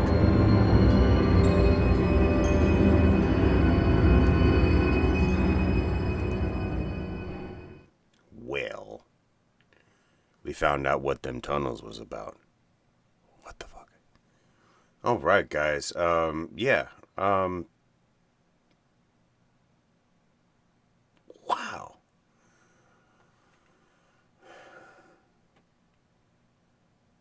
So that was a spotlight on Anomaly. This guy right here. Go check him out. Give him all your support. Very real, weird, and very weird and original stuff. And there's more to come. He's got brand new stuff coming up on the 9th and the 11th. And there's still something like, there's this one right here. This one's brand new, but I think I'll come back to that one. He's got tons of stuff for you guys to look at. The Eyes of Everest. What the fuck? Okay, I'm going to have to look at that one. That's, you know what? I'm intrigued. The Forest Punishes. What the hell? Okay. Church of Kuri. What the The Horror of Mars. A Pervert Machine. Oh God. In the Depths of Iceland. The Horror Beyond Neptune. I still want to see this one. This is the last one. Let's see, what time is it? It's okay. It's still early. Yeah. Let's watch another one.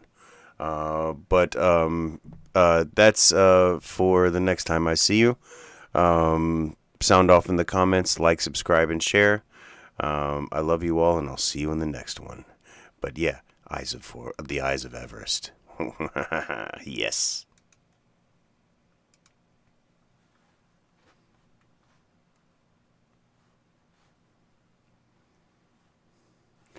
All right.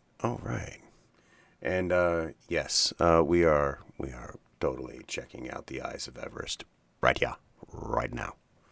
Boogie. Well, hold on. Let's lead in with the music.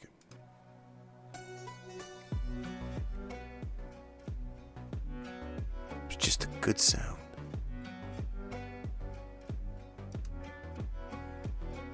Welcome back to the Gnome Show After Dark, ladies and gentlemen. I am your humble host, Joshua. Tonight we're looking at The Eyes of Everest by Anomaly. Tonight I am doing a spotlight on this creator. He's got a lot of really good stuff, and I'm checking out some of his short form content. I'll look at some of his bigger stuff at a further date. For now, The Eyes of Everest, ladies and gentlemen.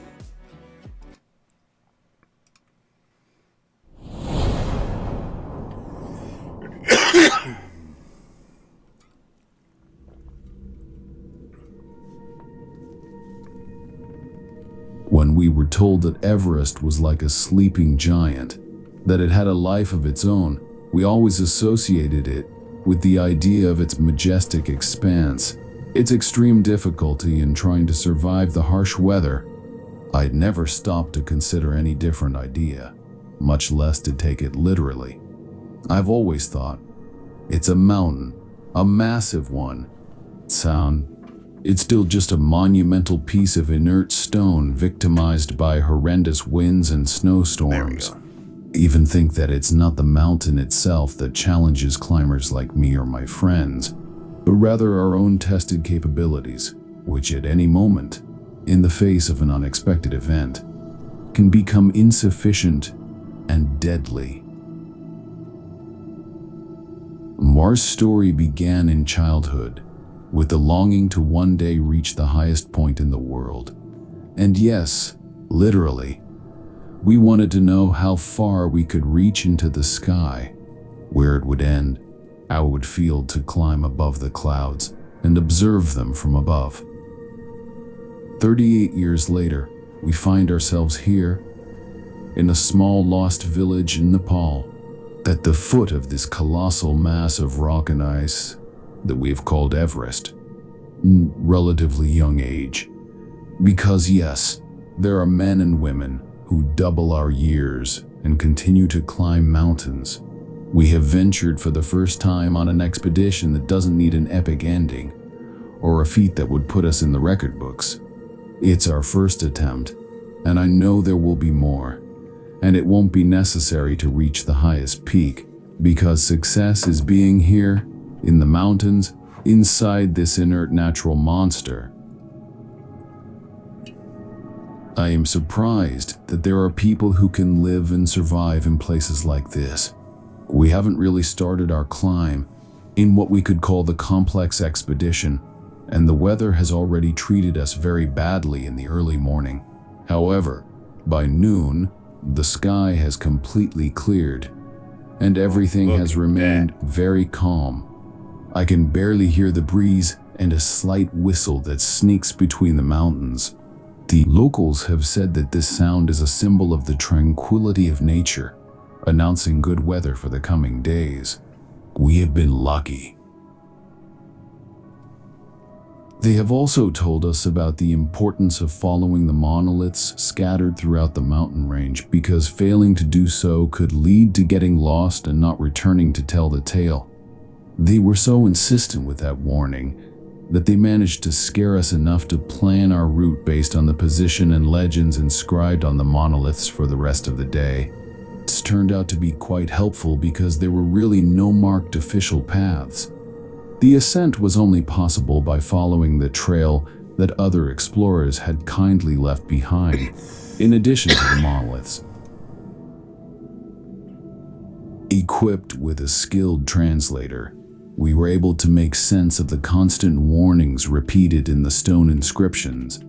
In some way, the locals wanted to keep outsiders as far away as possible from certain places that, according to maps and testimonies from other explorers, did not pose a real risk of falling or getting lost.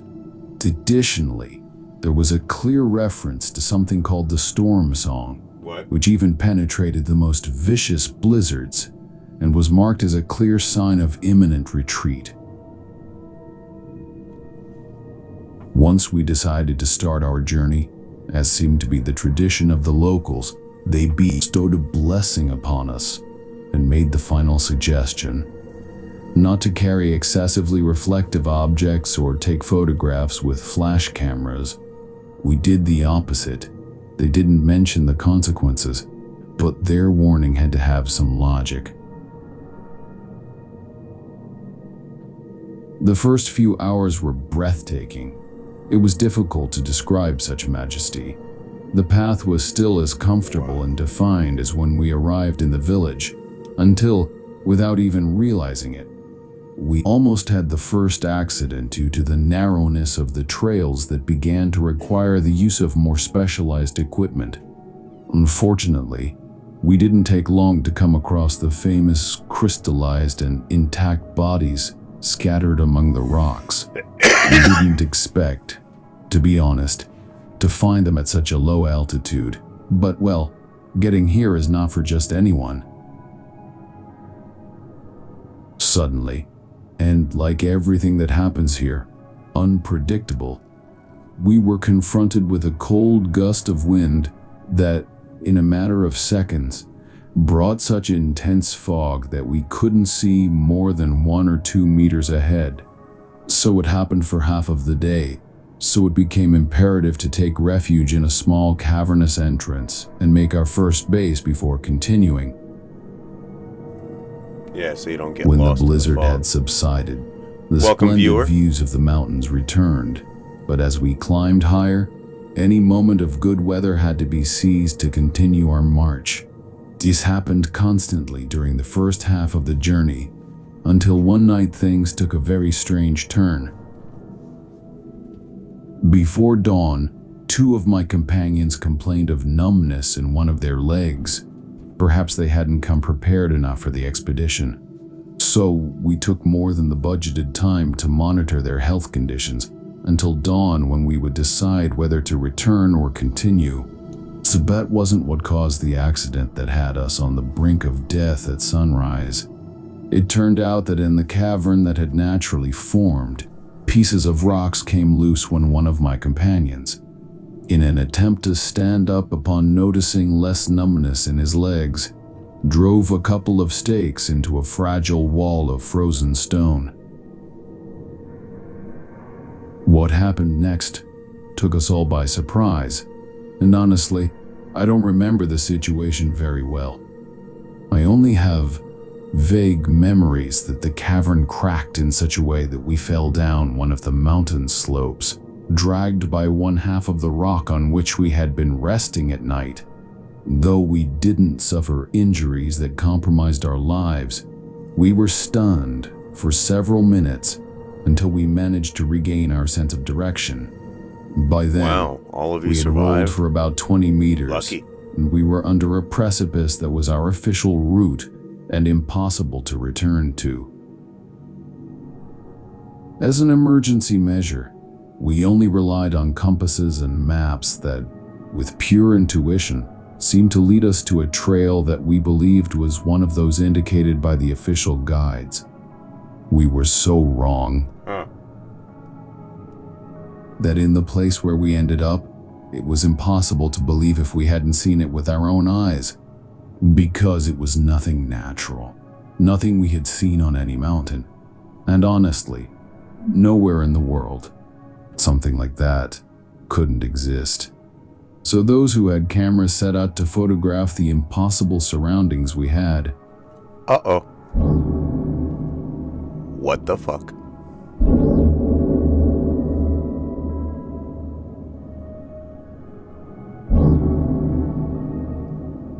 Oh my.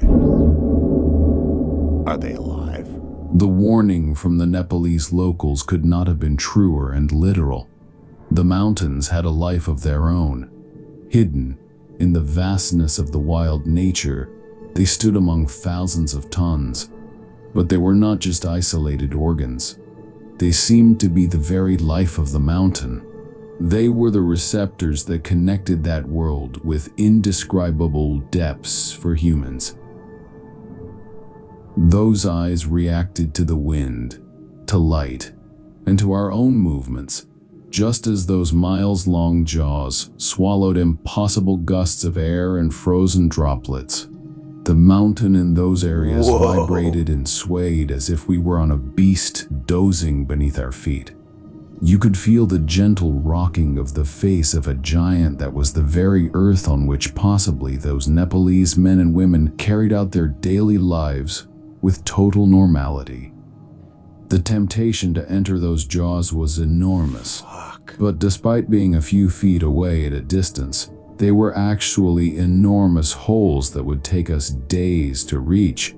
Perhaps we would encounter something on the way, and most distressing for me, if these mountains knew that we were precisely on them, observing them, and discovering them hidden in the remotest part of the world.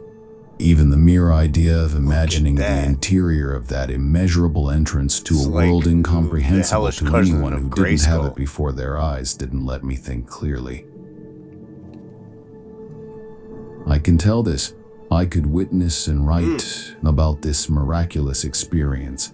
There's the thumbnail. Jensen, our most experienced man, with infinite ingenuity, somehow led us to a point we assumed was a guide monolith. By then, we didn't know how we were still standing, or how we were fortunate enough to spot that mound of stones, so tiny compared to what we saw above. After this experience, more than half of my group never engaged in any mountain-related activity or hiking again in their lives. Absolutely. In fact, I never heard from them directly again. Even in my dreams, I see those enormous eyes, those teeth that were mountains themselves. I can't imagine how those images could have intruded into the psyche of the rest of my companions and made them abandon the world. I don't know if I will return, but that place calls me in my moments of greatest weakness. Well, someone will have to take charge of that unknown world. Someone will have to explore those entrances and reveal the secrets that we thought only the depths of the oceans could give us. Currently, there is a world above ours, or it is, in fact, our own that holds within it a universe of which we may not be aware, believing in the possibility of mastering a giant sleeping beneath our feet every day and every night until who knows when. But that moment will come. I know it. Hell yeah. That was pretty cool. Hey man, you never know. I can't remember the name of it. I'll have to come back to it. But I read a book that was kind of like, well, not kind of, it just reminds me of this, where like like a group of climbers were on Mount Everest, and they stopped in a cave and they found a mummified man in a lotus position in in the back of the cave. And oh man, what is it? The Descent by Jeff Long. If you can find that book, it's really good. All right. So that was The Eyes of the Forest. Like, subscribe, and share. Sound off in the comments if you, I don't know, like if you were climbing any mountain and you came across a cave entrance that looked like the mouth of a giant beast, would you be curious enough to explore it, or you would be like, nope. I don't know. I might be dumb enough to go in there and explore. I'll see you guys in the next one. Be safe, happy, and healthy. I love you all.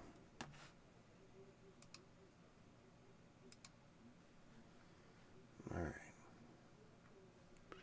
What's that? 2 hours?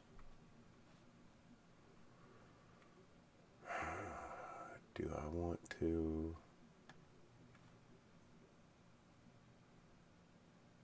Yeah, let's see.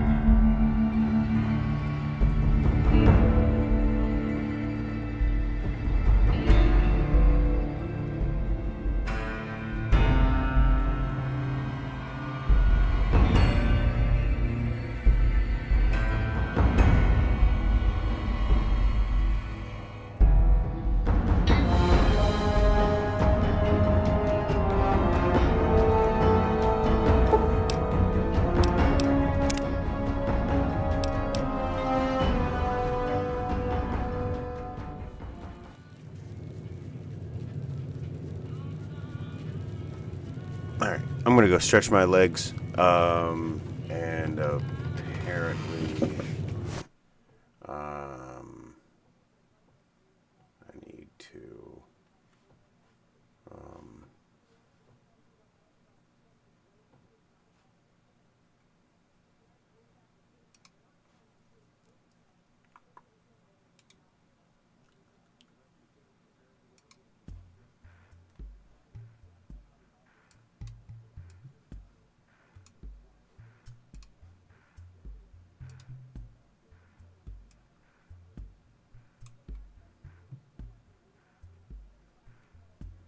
all right.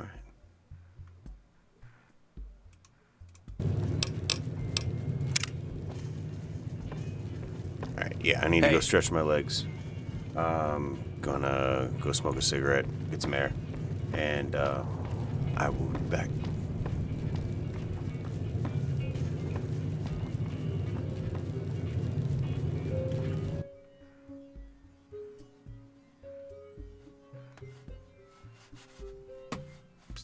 Stop it.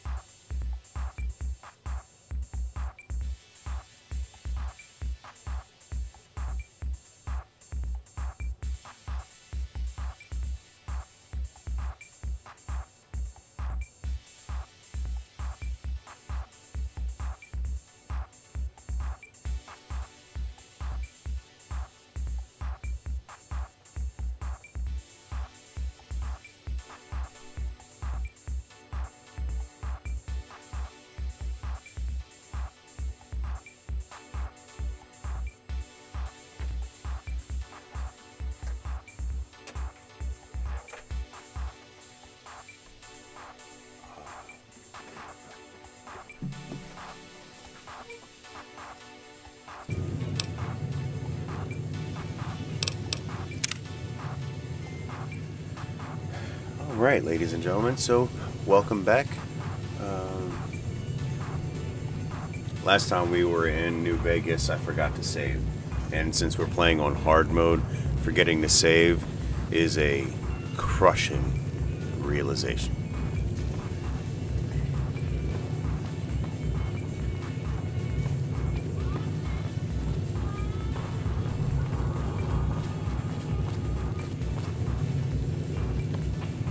We're in Good Springs right now. At the bar. Drowning our sorrows on forgetting to save. Morning. Last time. Morning. How you doing today? And I'm going to go ahead and prepare a dab before we get into this proper... Ooh, easy now. Was outside smoking my cigarette and had a shouting match with a fox. You know, he's making his calls and I would make them back, and he was confused at first, but then he started to we were mimicking each other, and it was pretty cool because you know you could tell he started to call and respond, and I would do the same thing, and it was kind of cute.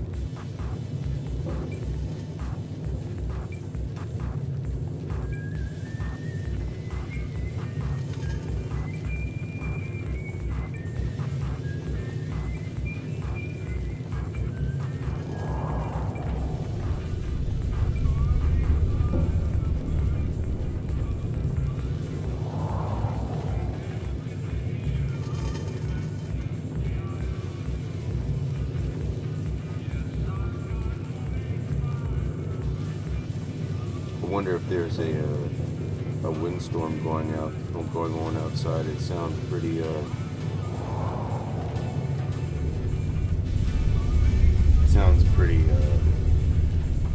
exciting outside. In game. Can you imagine having everything plus sand and windstorms? Whoosh. That's what it's like during the Great Depression if you lived in the Dust Bowl.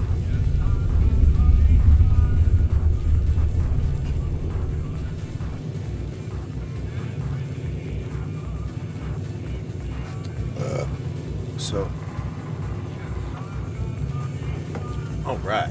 Started the turnaround camera, the free camera. Oh, come on. Touch my mouse. Nothing.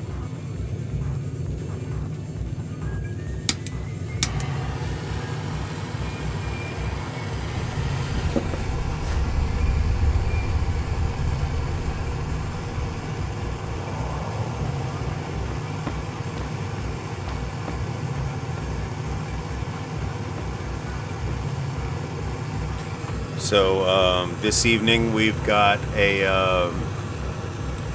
some geckos to kill, and we've got somebody trying to lead others astray and profit off their deaths. So we're gonna go fix that because they don't need to be bothering Good Springs any.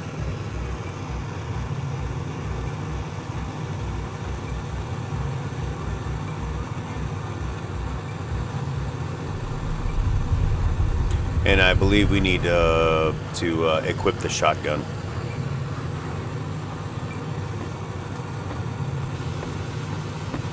Hello. Hello. Hello. Hello.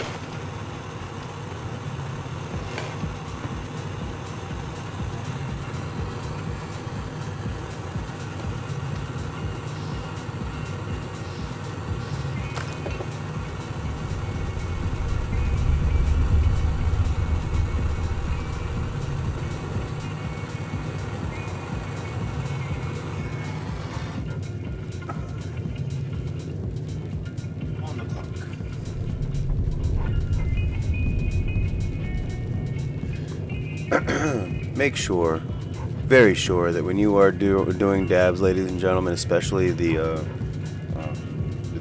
manual version of dabs, never, ever, ever, ever grab the banger. It's not a bowl.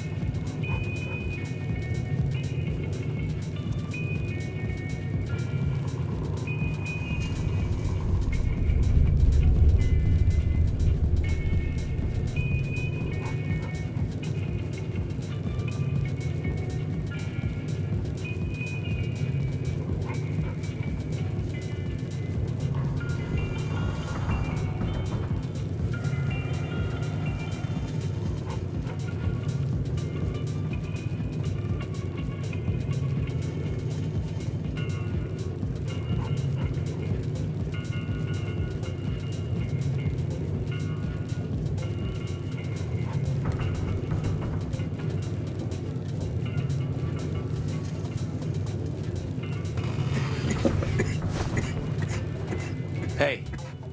Hey. What do you want? Ow. Ow. I haven't even had my morning coffee, guy. Please, please do not sit down and start trying to fucking talk to me.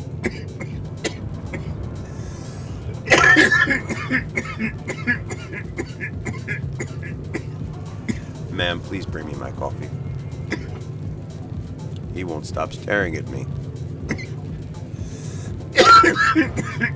I don't even have my glasses on yet. I can't just look somewhere else and make it look like I'm looking at him.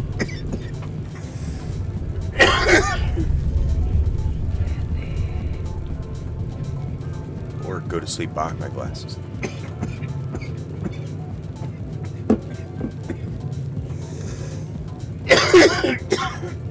Please leave my table, sir.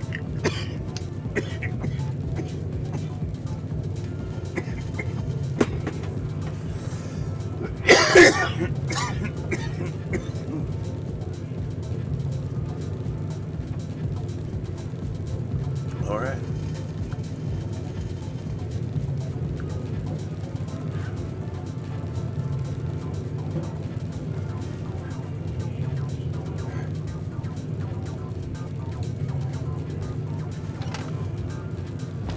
Morning. Oh, no. Why would I do that? No, no, no, no, no.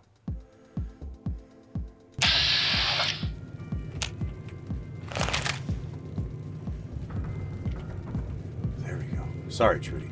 I'm glad that business is over. I like it when Good Springs is nice and quiet. Got a special discount for you after what you done for us. Nice. Alright, yeah, I've already gotten what she has to offer anyway.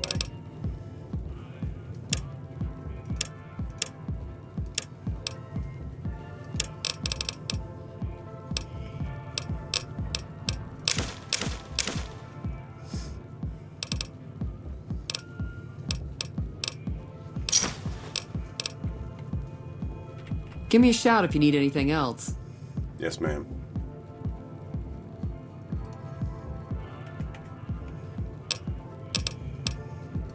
Be careful out there.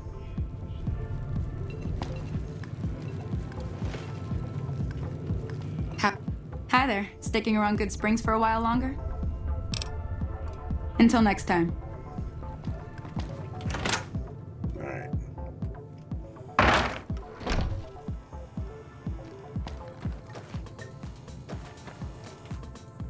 Howdy. How you doing, Pete? Yep. Yep.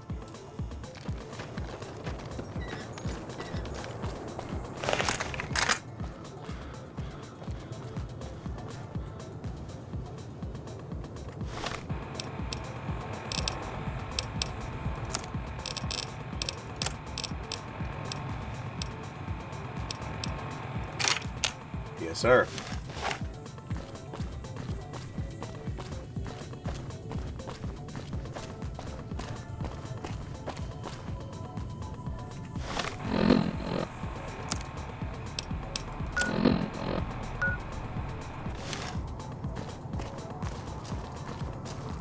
So there's a coyote den over here. Let's go over here and take care of this guy. Get the armor that's over there.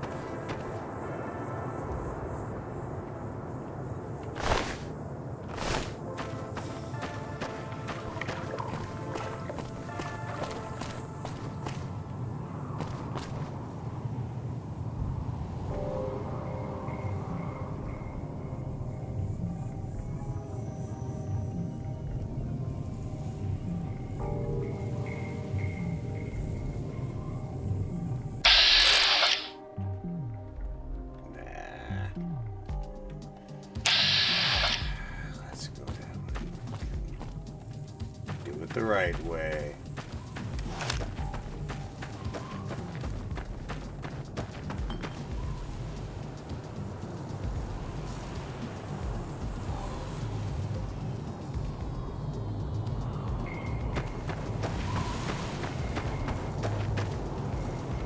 Hello?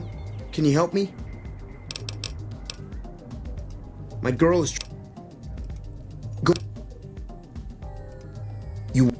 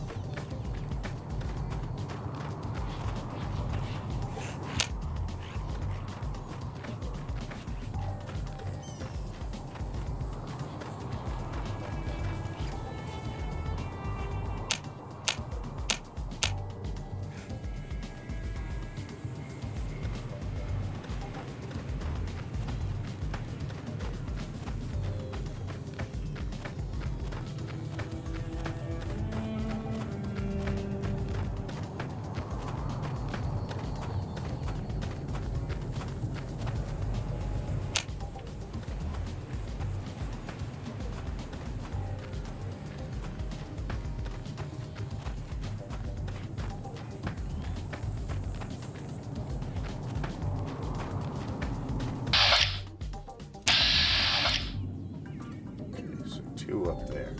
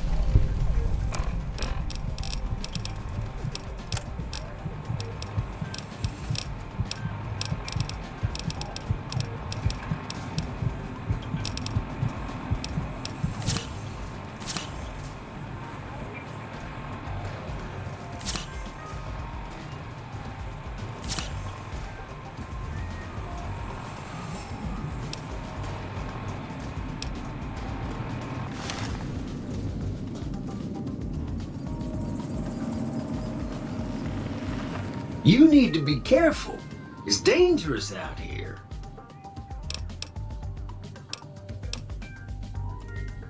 See? I say...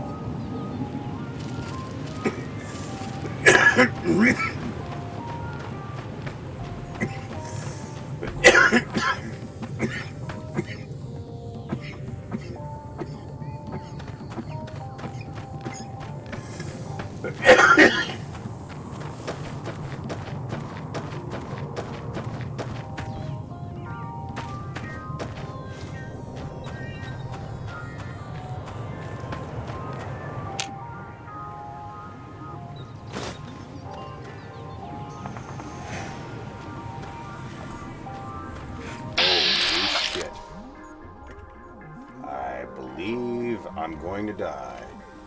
So...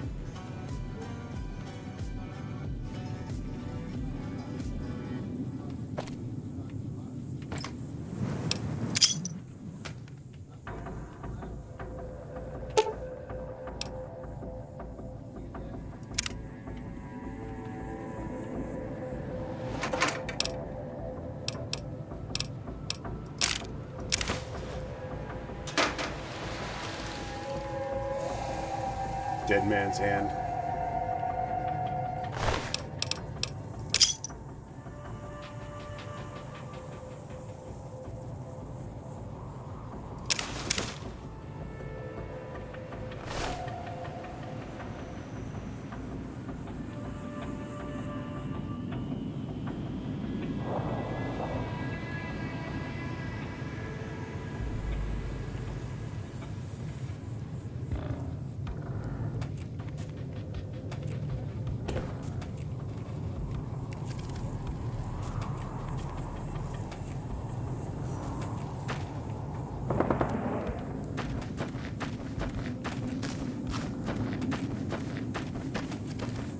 Sorry, I tricked.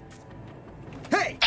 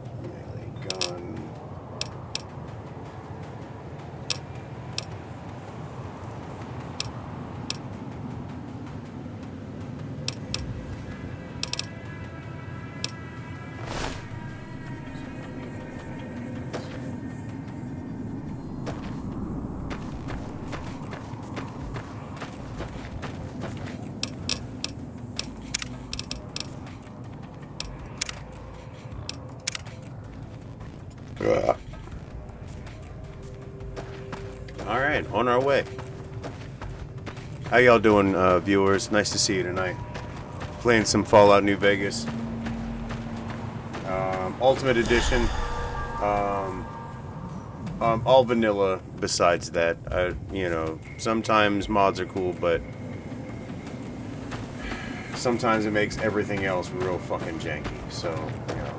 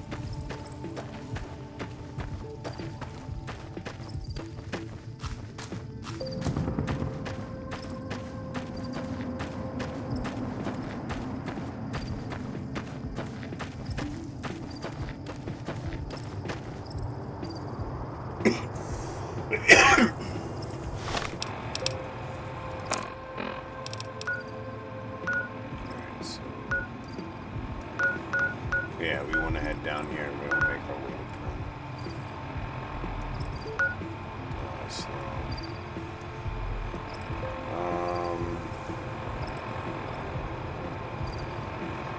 yeah, we're going to go the natural way.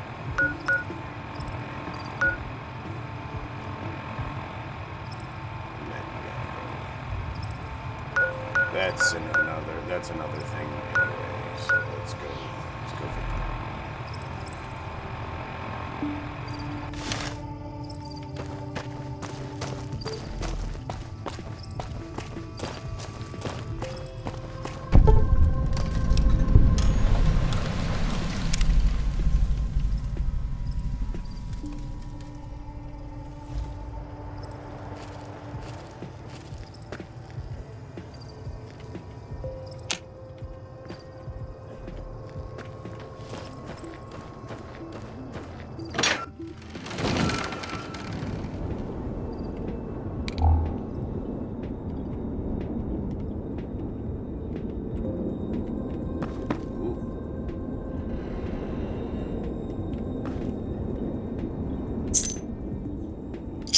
Sunset Sarsaparilla. Oh.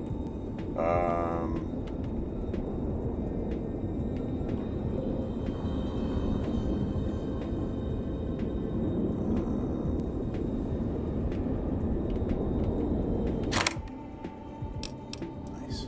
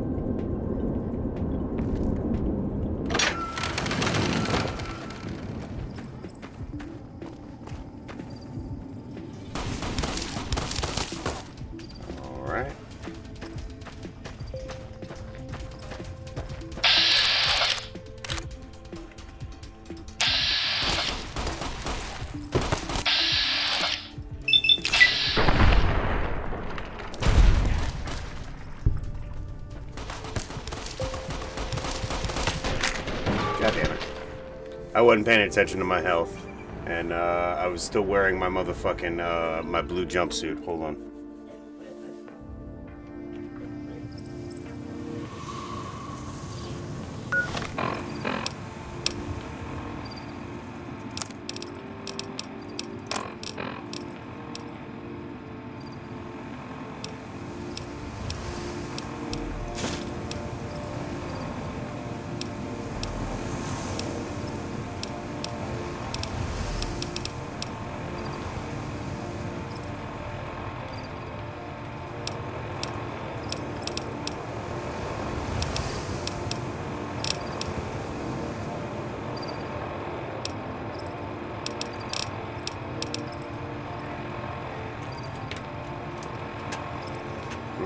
a good day at work.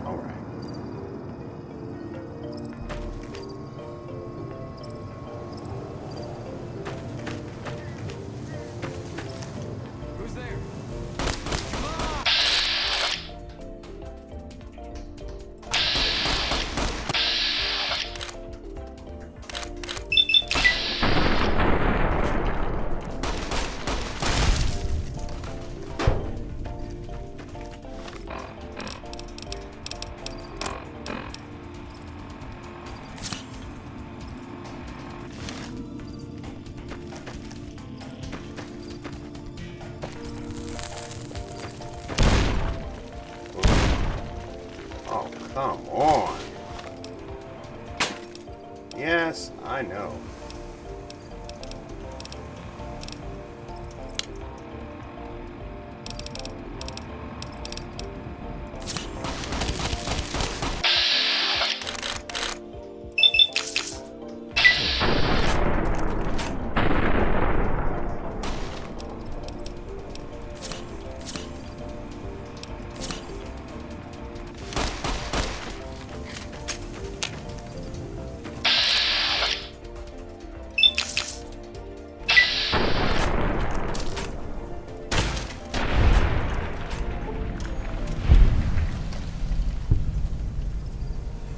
Fucking stupid fucking powder gangers, man. I don't want none of your shit.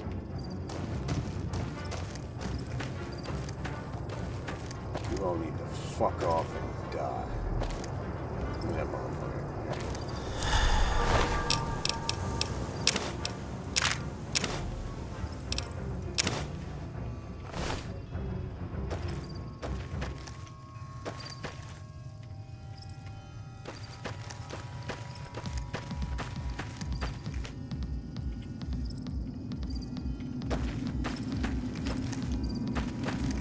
Bet you that's where Easy Pete's dynamite crate was.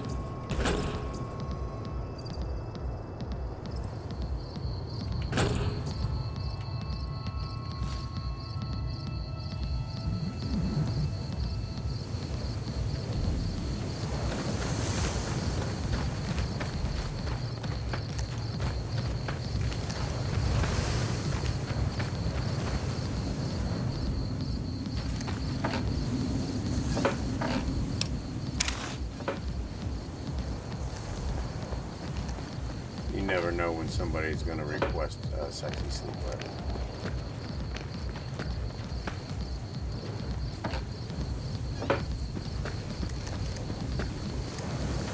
That may just be an old instinct from Dukov, but whatever.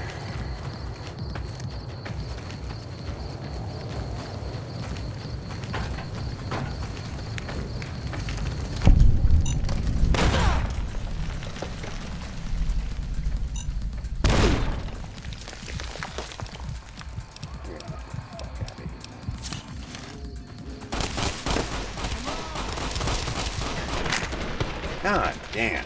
I walked right into that fucking part. Yeah. I don't think I fucking... no, so I didn't say that. Do I want to fuck with you motherfuckers now? Do I care?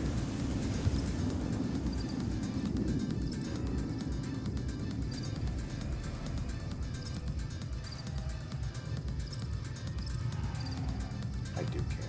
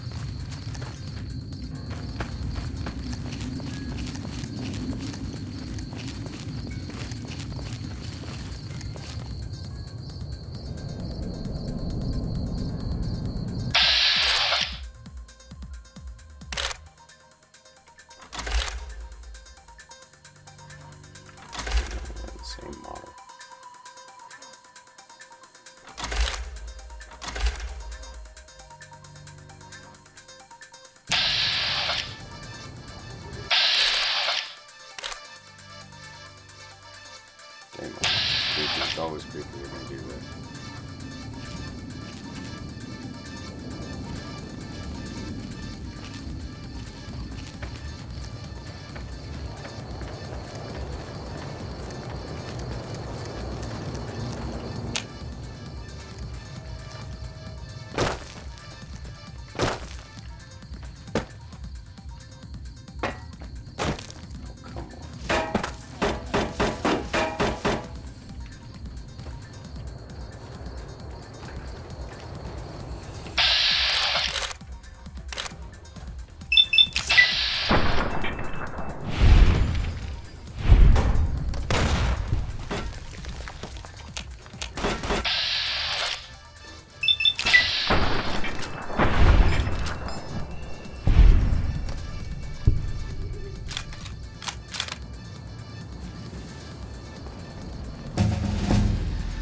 Hoorah!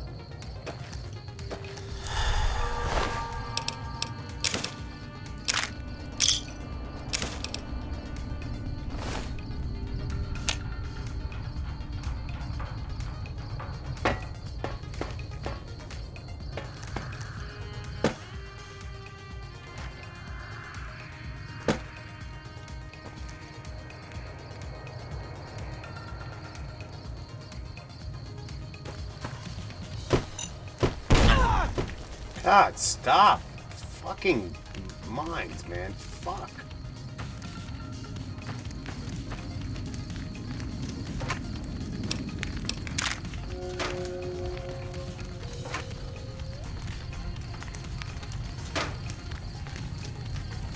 Lost the armor from stealing from them? Really? Alright.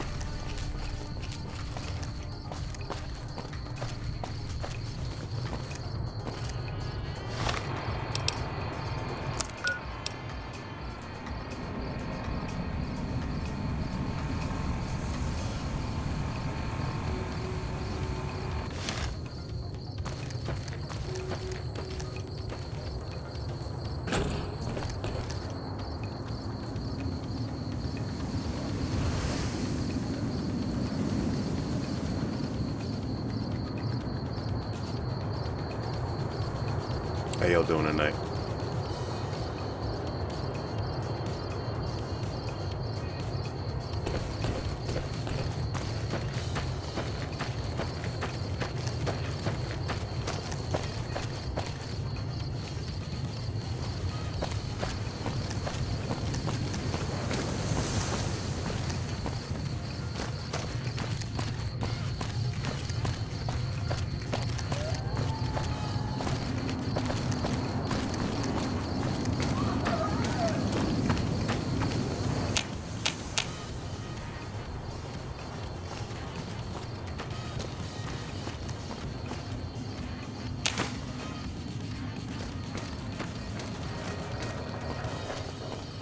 Hey, where the hell do you think you're going?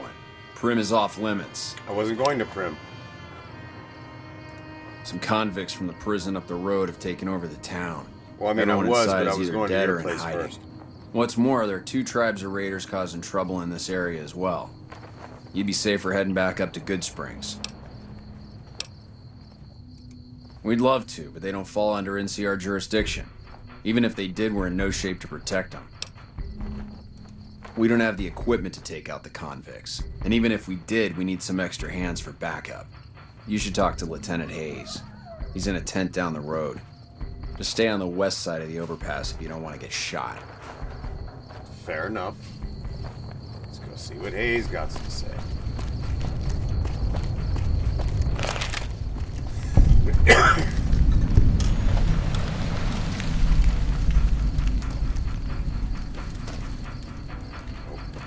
Take that stuff.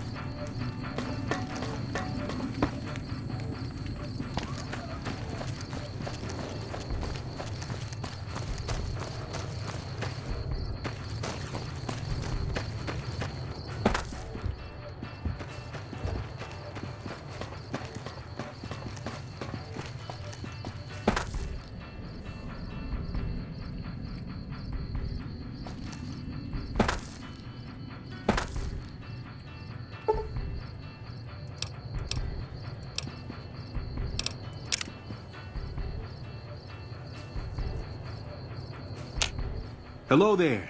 It's good to see a friendly face. I almost took you for a raider, I did.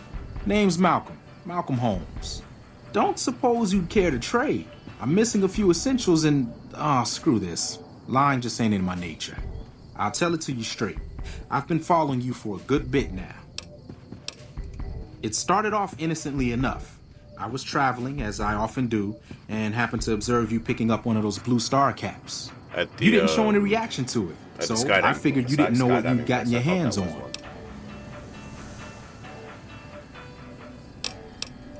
There's an old wasteland legend that says somewhere out there is a fabulous treasure from before the war. Those caps with the blue star on them, the tale goes, are the key to that treasure. They're called sunset sarsaparilla stars.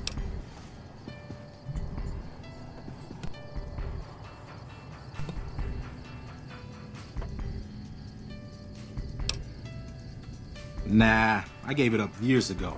Too dangerous. And even if I did still collect them, I'd tell you the same. There's people out there so mad with the idea of treasure that they'll attack strangers just on the suspicion that they have some of those caps.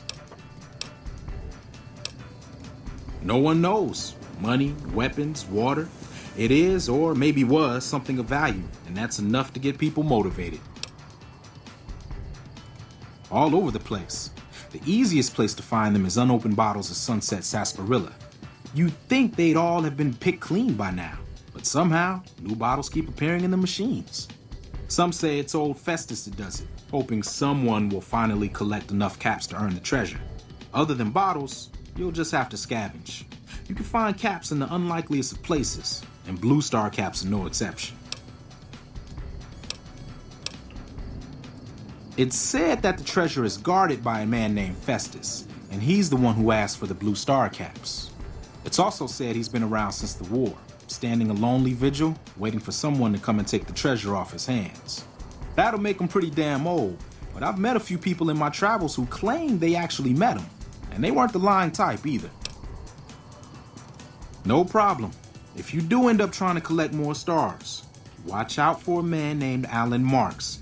He's killed several people for their stars I already. remember this Alan Marks guy.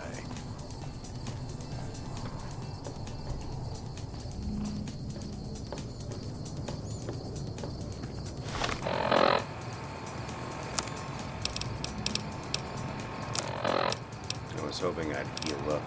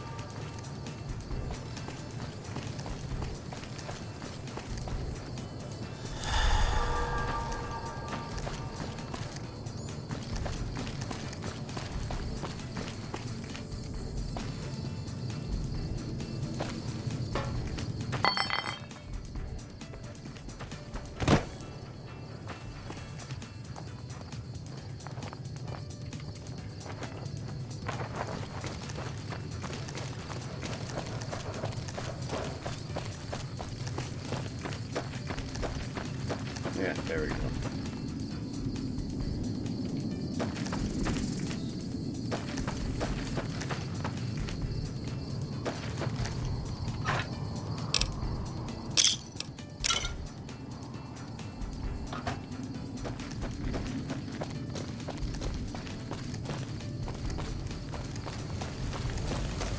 Hello. I'm Sergeant McGee of the New California Republic Army, 5th Battalion, 1st Company. If you want to talk about something, speak to Lieutenant Hayes. Alrighty.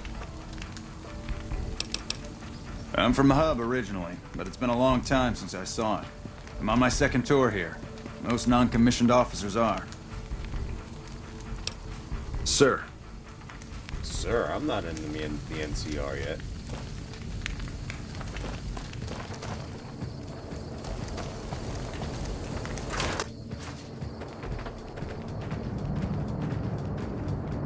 Hello. I'm Lieutenant Hayes of the New California Republic Army, 5th Battalion, 1st Company. Hinky-pinky What's your business? It's a lonely world out there in the apocalyptic waste. We were sent out here to hold back the tide of convicts from the correctional facility. As you can probably tell, we aren't doing the kind of job we could be doing.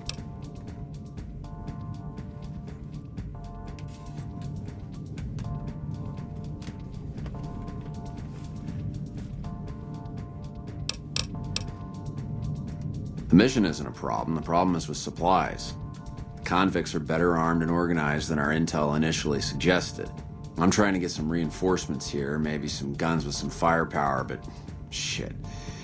Things are just going slow. Most people just call it NCRCF. That's NCR Correctional Facility. A little bit ago, the convicts there staged a coup. Killed the guards that weren't able to escape. And I've been ransacking the area since then. Not much. They've taken to calling themselves powder gangers. Yeah, we know. Mostly because they've taken to using the explosives meant to clear boulders as weapons. They got organized faster than I would have thought. Most of them, at least. Thankfully, the small group in town here seem to have split off from the main force, so they aren't getting anything in the way of support. I have some free time. Ask away. Sir?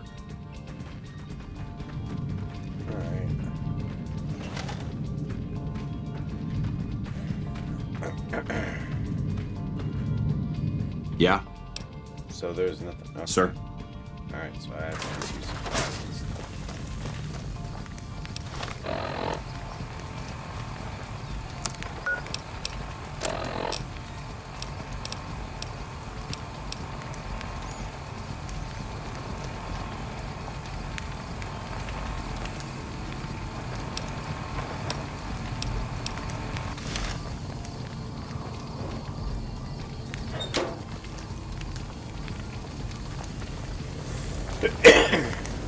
Patrolling the Mojave almost makes you wish for a nuclear winter. Ah. What is it? Sir.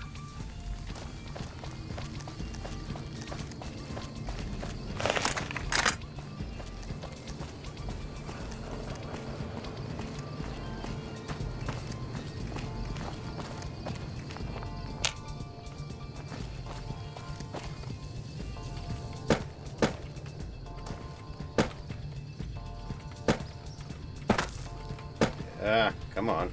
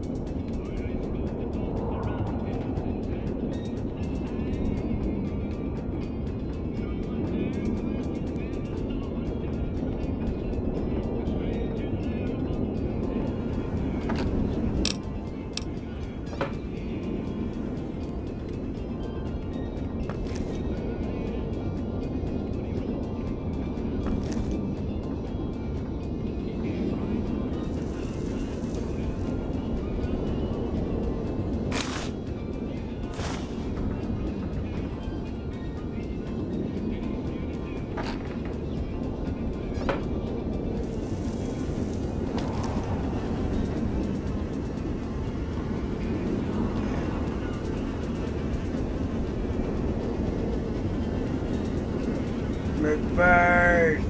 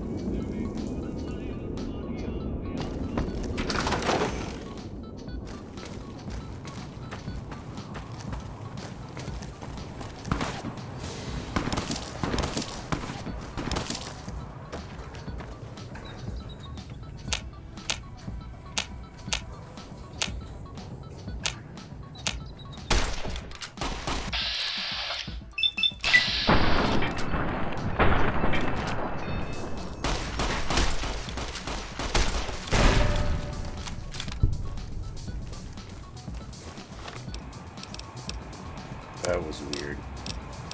I couldn't hit him with shit.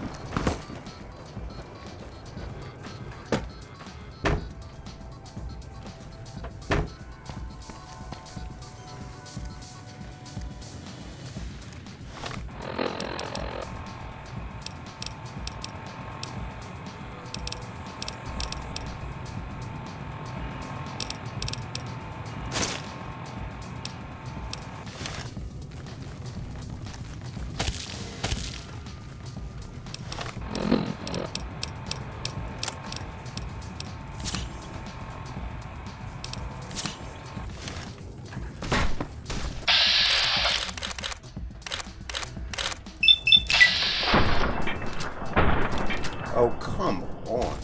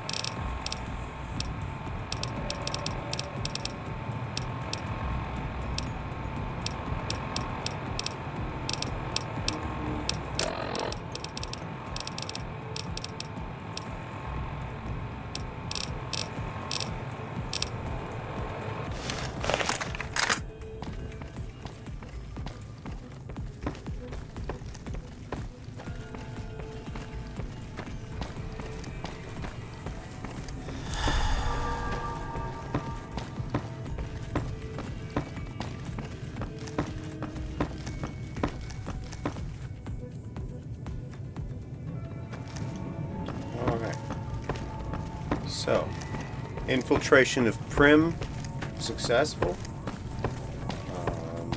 At least this side of Primm. Still got to take out anything that's left over by the hotel and over that ways.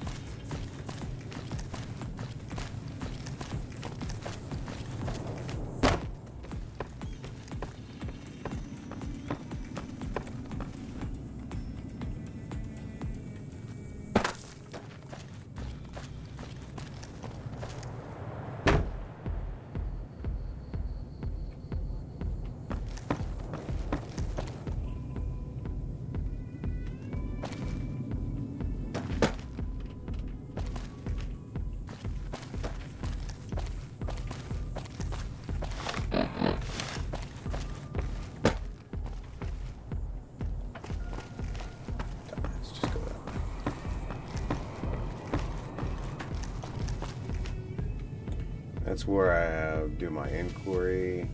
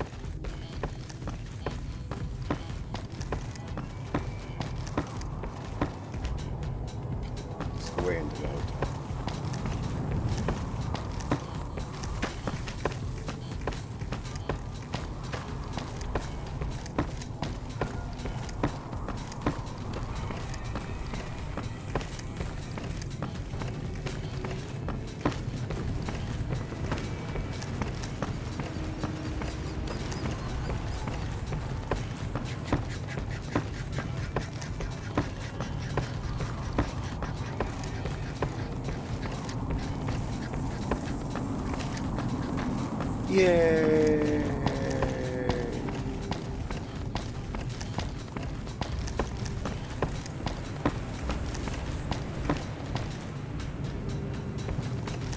Okay. Nothing on this end.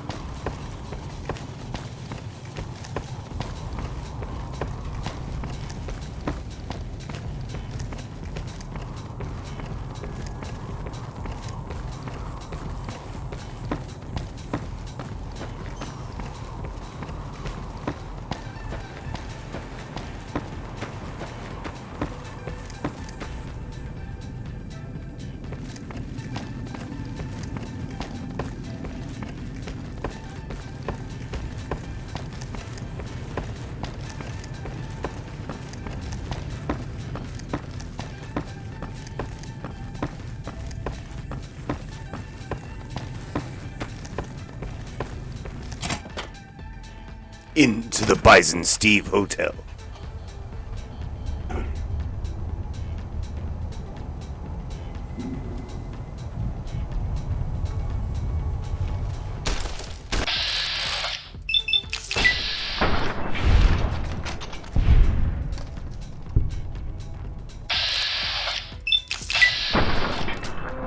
Come on, man. You like that?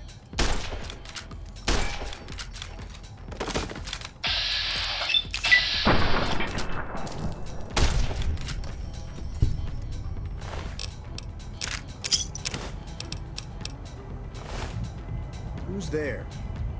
Who's there?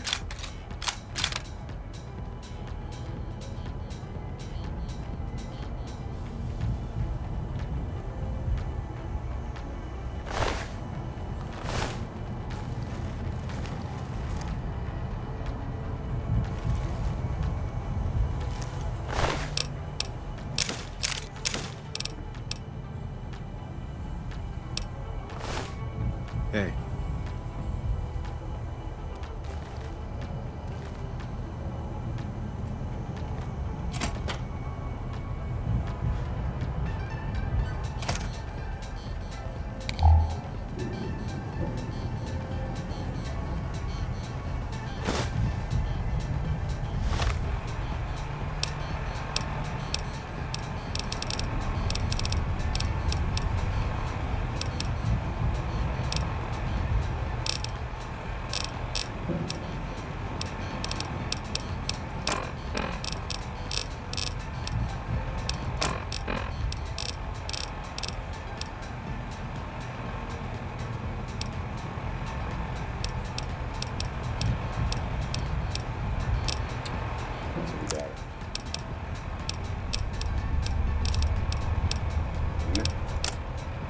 Yes. Green light alive again, primary caption, small mobile device.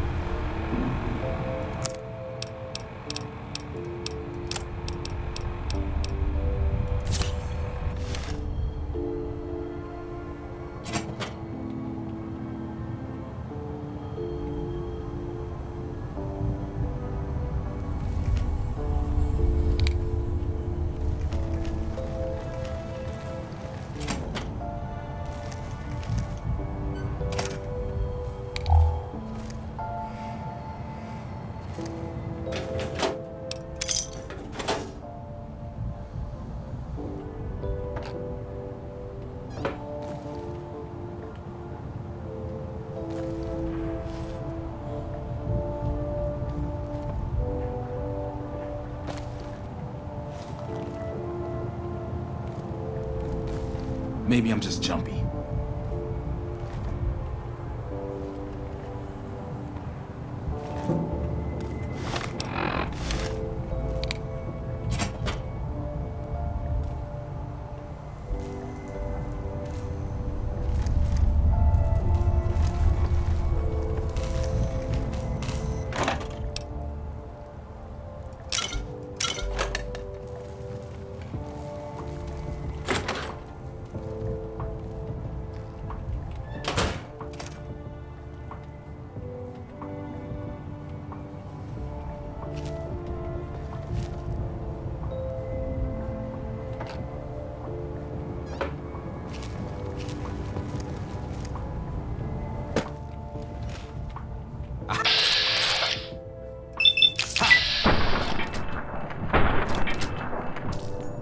This is hopeless!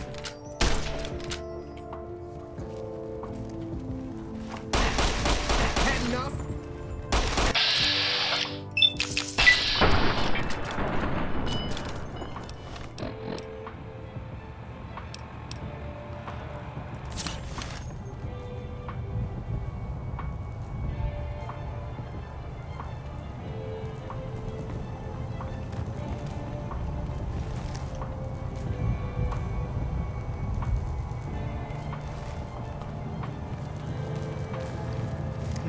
Oh well.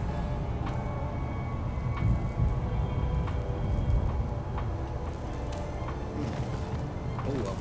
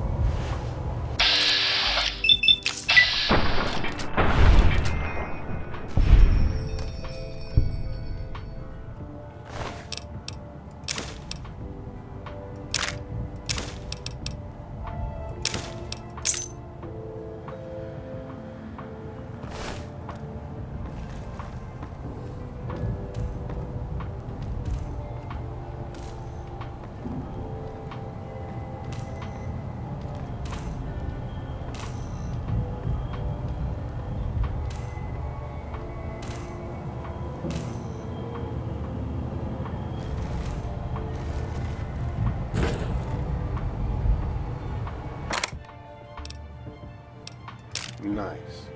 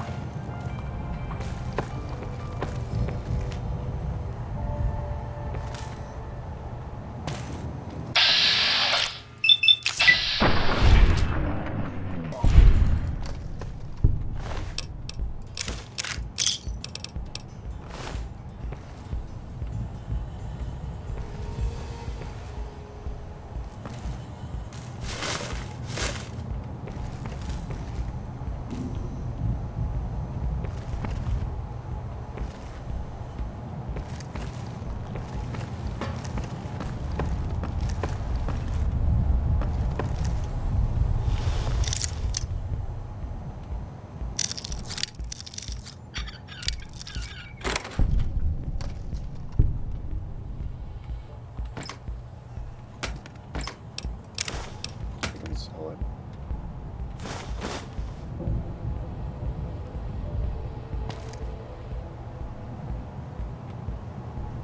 This is what happens when you use too much gin.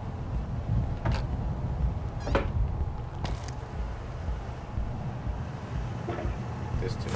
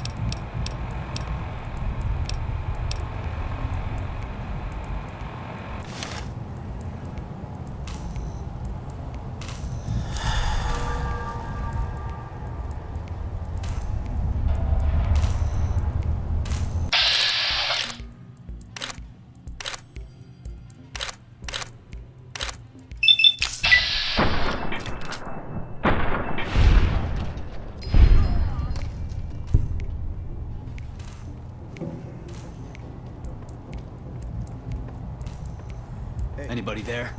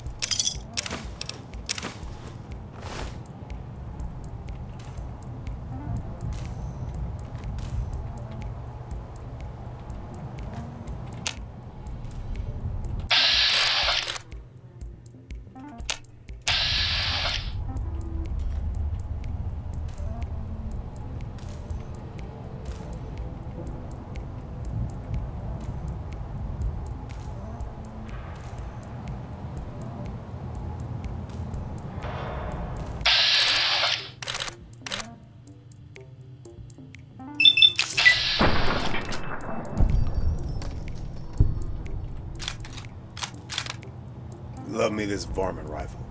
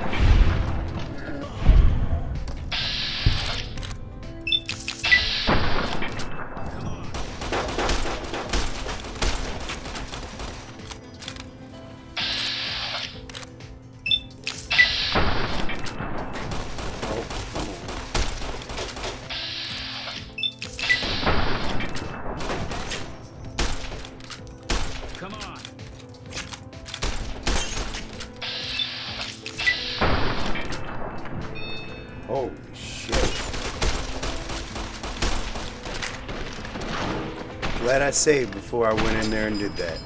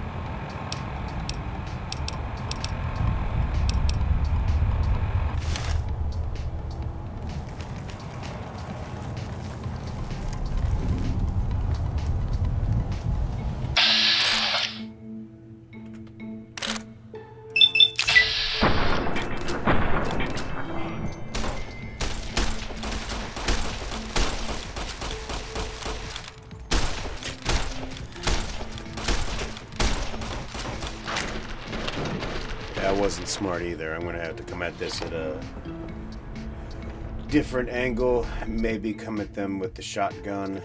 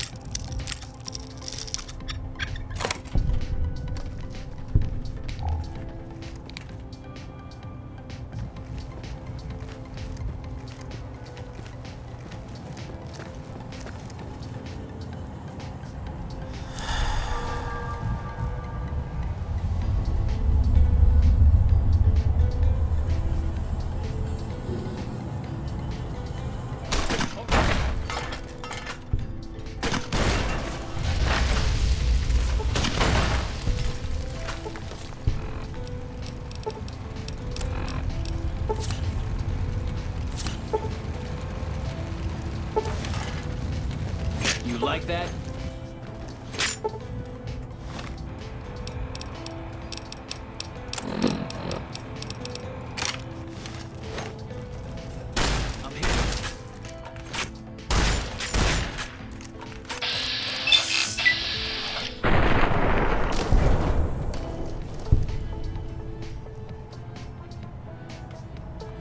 I don't suppose you came here to rescue me. Well, I'd be most... I must say, I want to my... Oh, that's... Oh.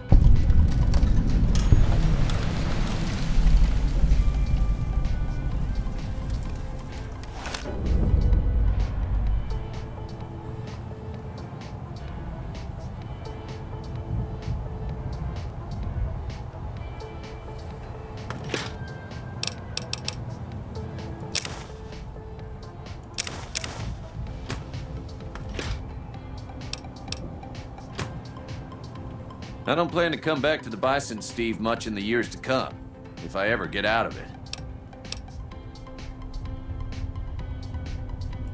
And depart we will.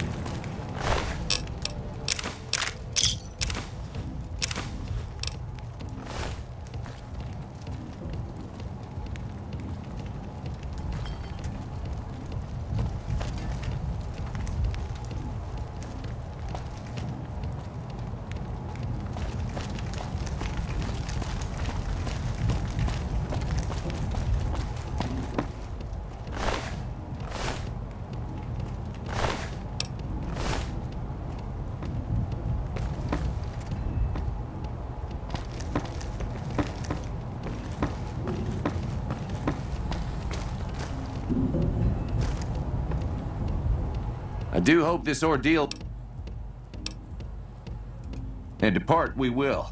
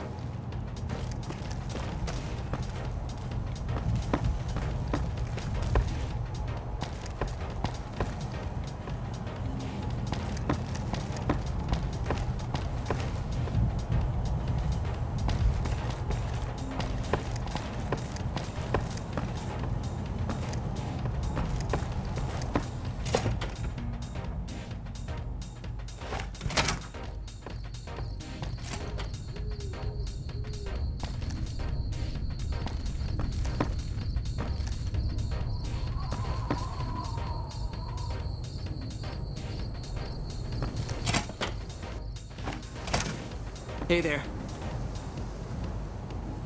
Well, that was quite an adventure. We talked... Breaking myself out.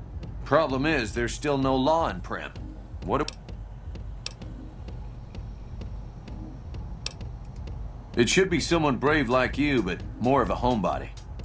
I heard the powder gangers talking about someone in the prison named Myers who has some experience as a sheriff. He may be a good choice. Also, with the NCR so close by, you may be able to get them to take over the town. Not sure why they haven't helped out already. You will? That's just marvelous. I'll start thinking up questions for the interview.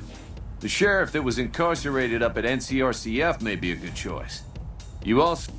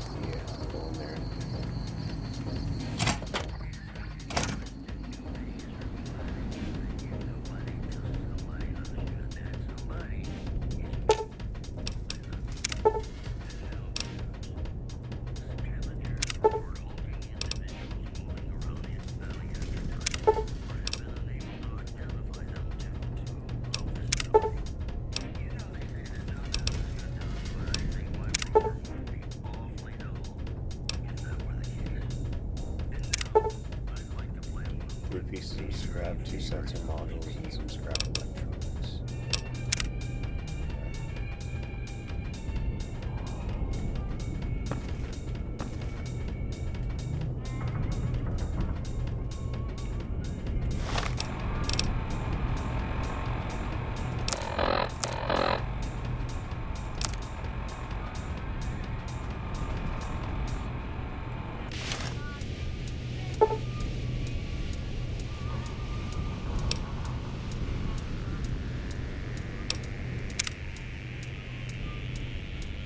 I'll be right back. I'm gonna go smoke a cigarette.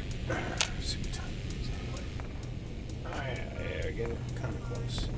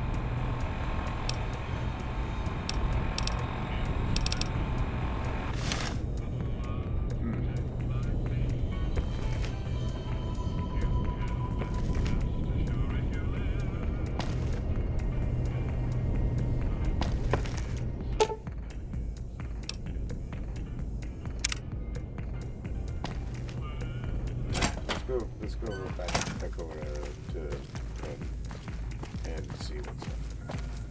Or, you know what I'm saying, over to the NCR place.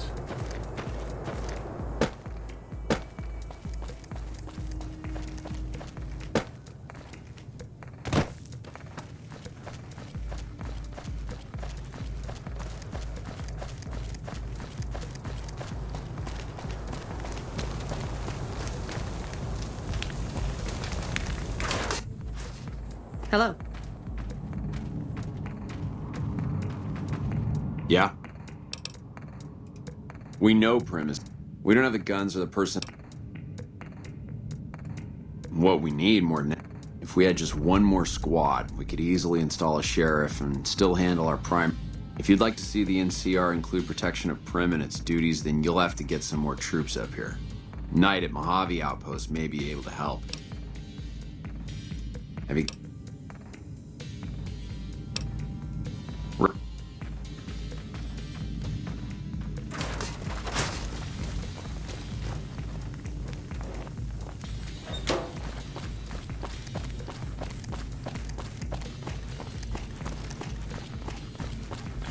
Let's go back over and see if what's his name is in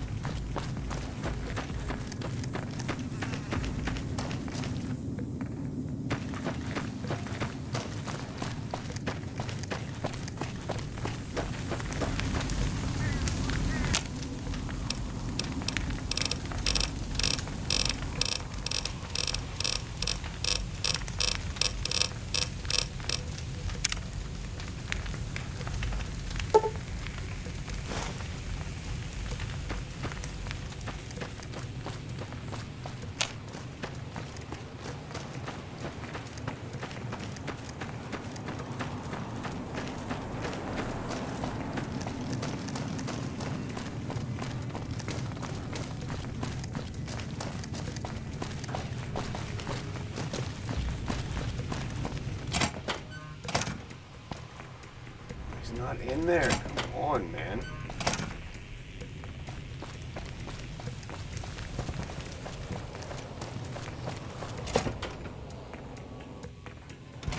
I don't know what it was brought you to Primm, youngster, but you might want to rethink your plans. Town's gone to hell. Now, your guess is as good as mine. You might luck upon someone who's a natural-born sheriff. I heard of one fellow what got himself locked in that NCR jailhouse up I-15, and maybe that ain't the best credential, but a sheriff's a sheriff. I imagine the NCR would be able to bring some law to the town, too. But from what I seen, they barely got the firepower to protect themselves. Johnson Nash is my name. Husband to Ruby Nash. Lived in Primm going on 8 years now, thick and thin. I'm a trader primarily, for what it's worth with things like they are. I also run the local Mojave Express outpost. Well, I don't got any work right now, sorry to say. I'll tell you whatever I can. If you have a delivery order, you can show me. Oh, so you're talking about one of them packages. That job had strange written all over it, but we couldn't turn down the caps. That cowboy robot had us hire 6 couriers. Each was carrying something a little different. Pair of dice, chess piece, that kind of stuff. Last word I have from the office, it looked like payment had been received for the other 5 jobs. Guess it was just your chip that didn't make it. First deadbeat we hired to do the job canceled. Hope a storm from the divide skins him alive. Well, that's where you came in. Yeah, I got this look when he saw you next down on the courier list. His expression turned right around, asked me if your name was for real. I said, sure as like a rain, you were still kicking. Then he turned down the job, just like that. I asked if he was sure it was good money. No, let Courier 6 carry the package, that's what he said. Like the Mojave'd sort you out or something. Then he just up and walked out. No idea. Sounds like you two had a history for him to act like that. And turn down the money, too. Hope he didn't see any trouble in that package of yours. Maybe he thought your name was bad luck. Enough for me to say.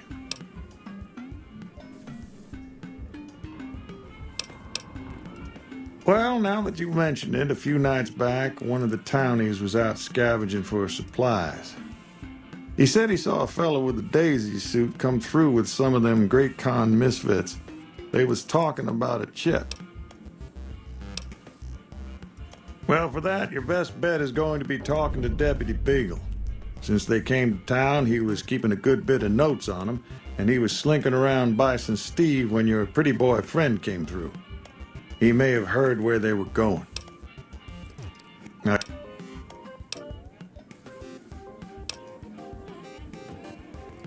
sure, I'll tell you what I know. Don't go.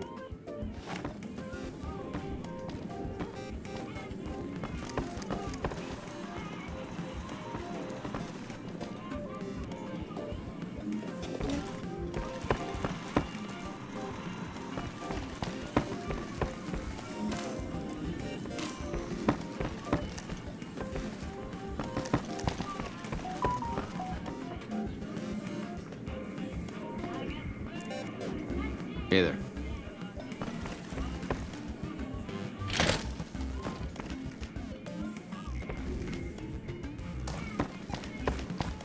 Howdy. Howdy.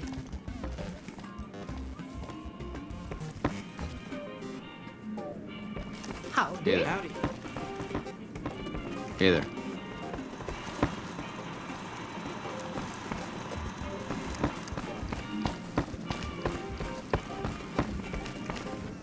Any luck finding a suitable... Ah, yes. My memory is much clearer now that I'm free from my bondage. I was performing recon, gathering information on some of the powder gangers, when some great cons arrived with your friend in the suit. They were talking about some delivery they took from a courier. I assume that was you? They said they'd be heading through Nipton to Novak to meet a contact there. Howdy. Howdy. Howdy. Howdy.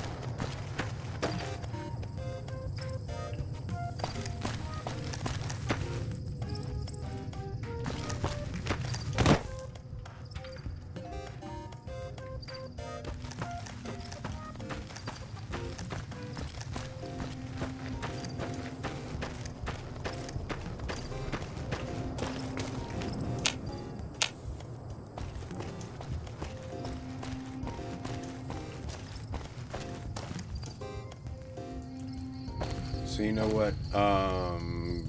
I know that there's something supposed to happen right there, and then down farther, there's the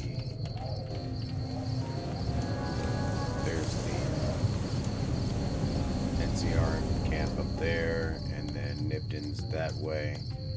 So I'm gonna go and kick out with the NCR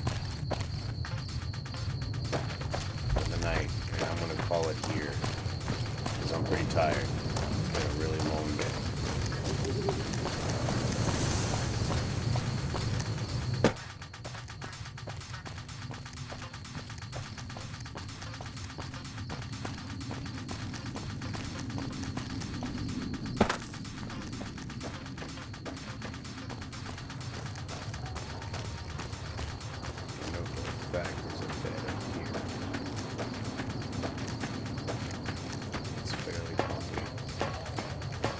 Good view of the sky.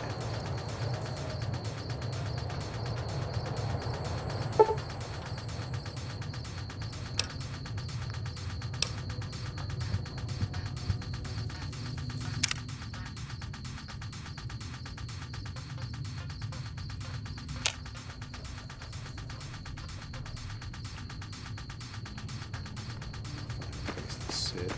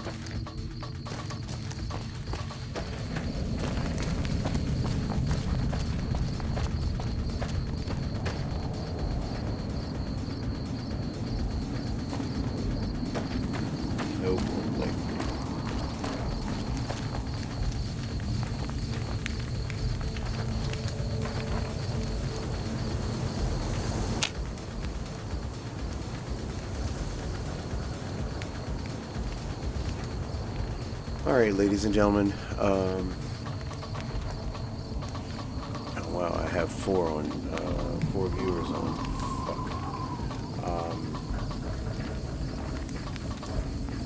I'll say this.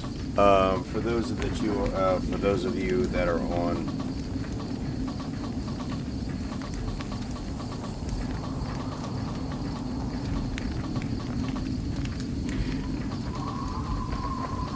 I was gonna say, like, for those that you were, oh man, you're already dipping out anyway. Okay, well that's fine. I'll see you guys tomorrow afternoon, probably around 9 o'clock. Maybe no, probably about 8 or 9 because I don't get off work until like 7. And we'll hop back into Fallout New Vegas. We will take care of that scripted event at the police station, and then we will go into Nipton, discover the horrors that went down in that town, and then we'll make our way to Novak. So thank you very, very much for watching, everyone that came through. Thank you very much. I appreciate it. Be safe, be happy, be healthy. I love you all. I'll see you in the next one.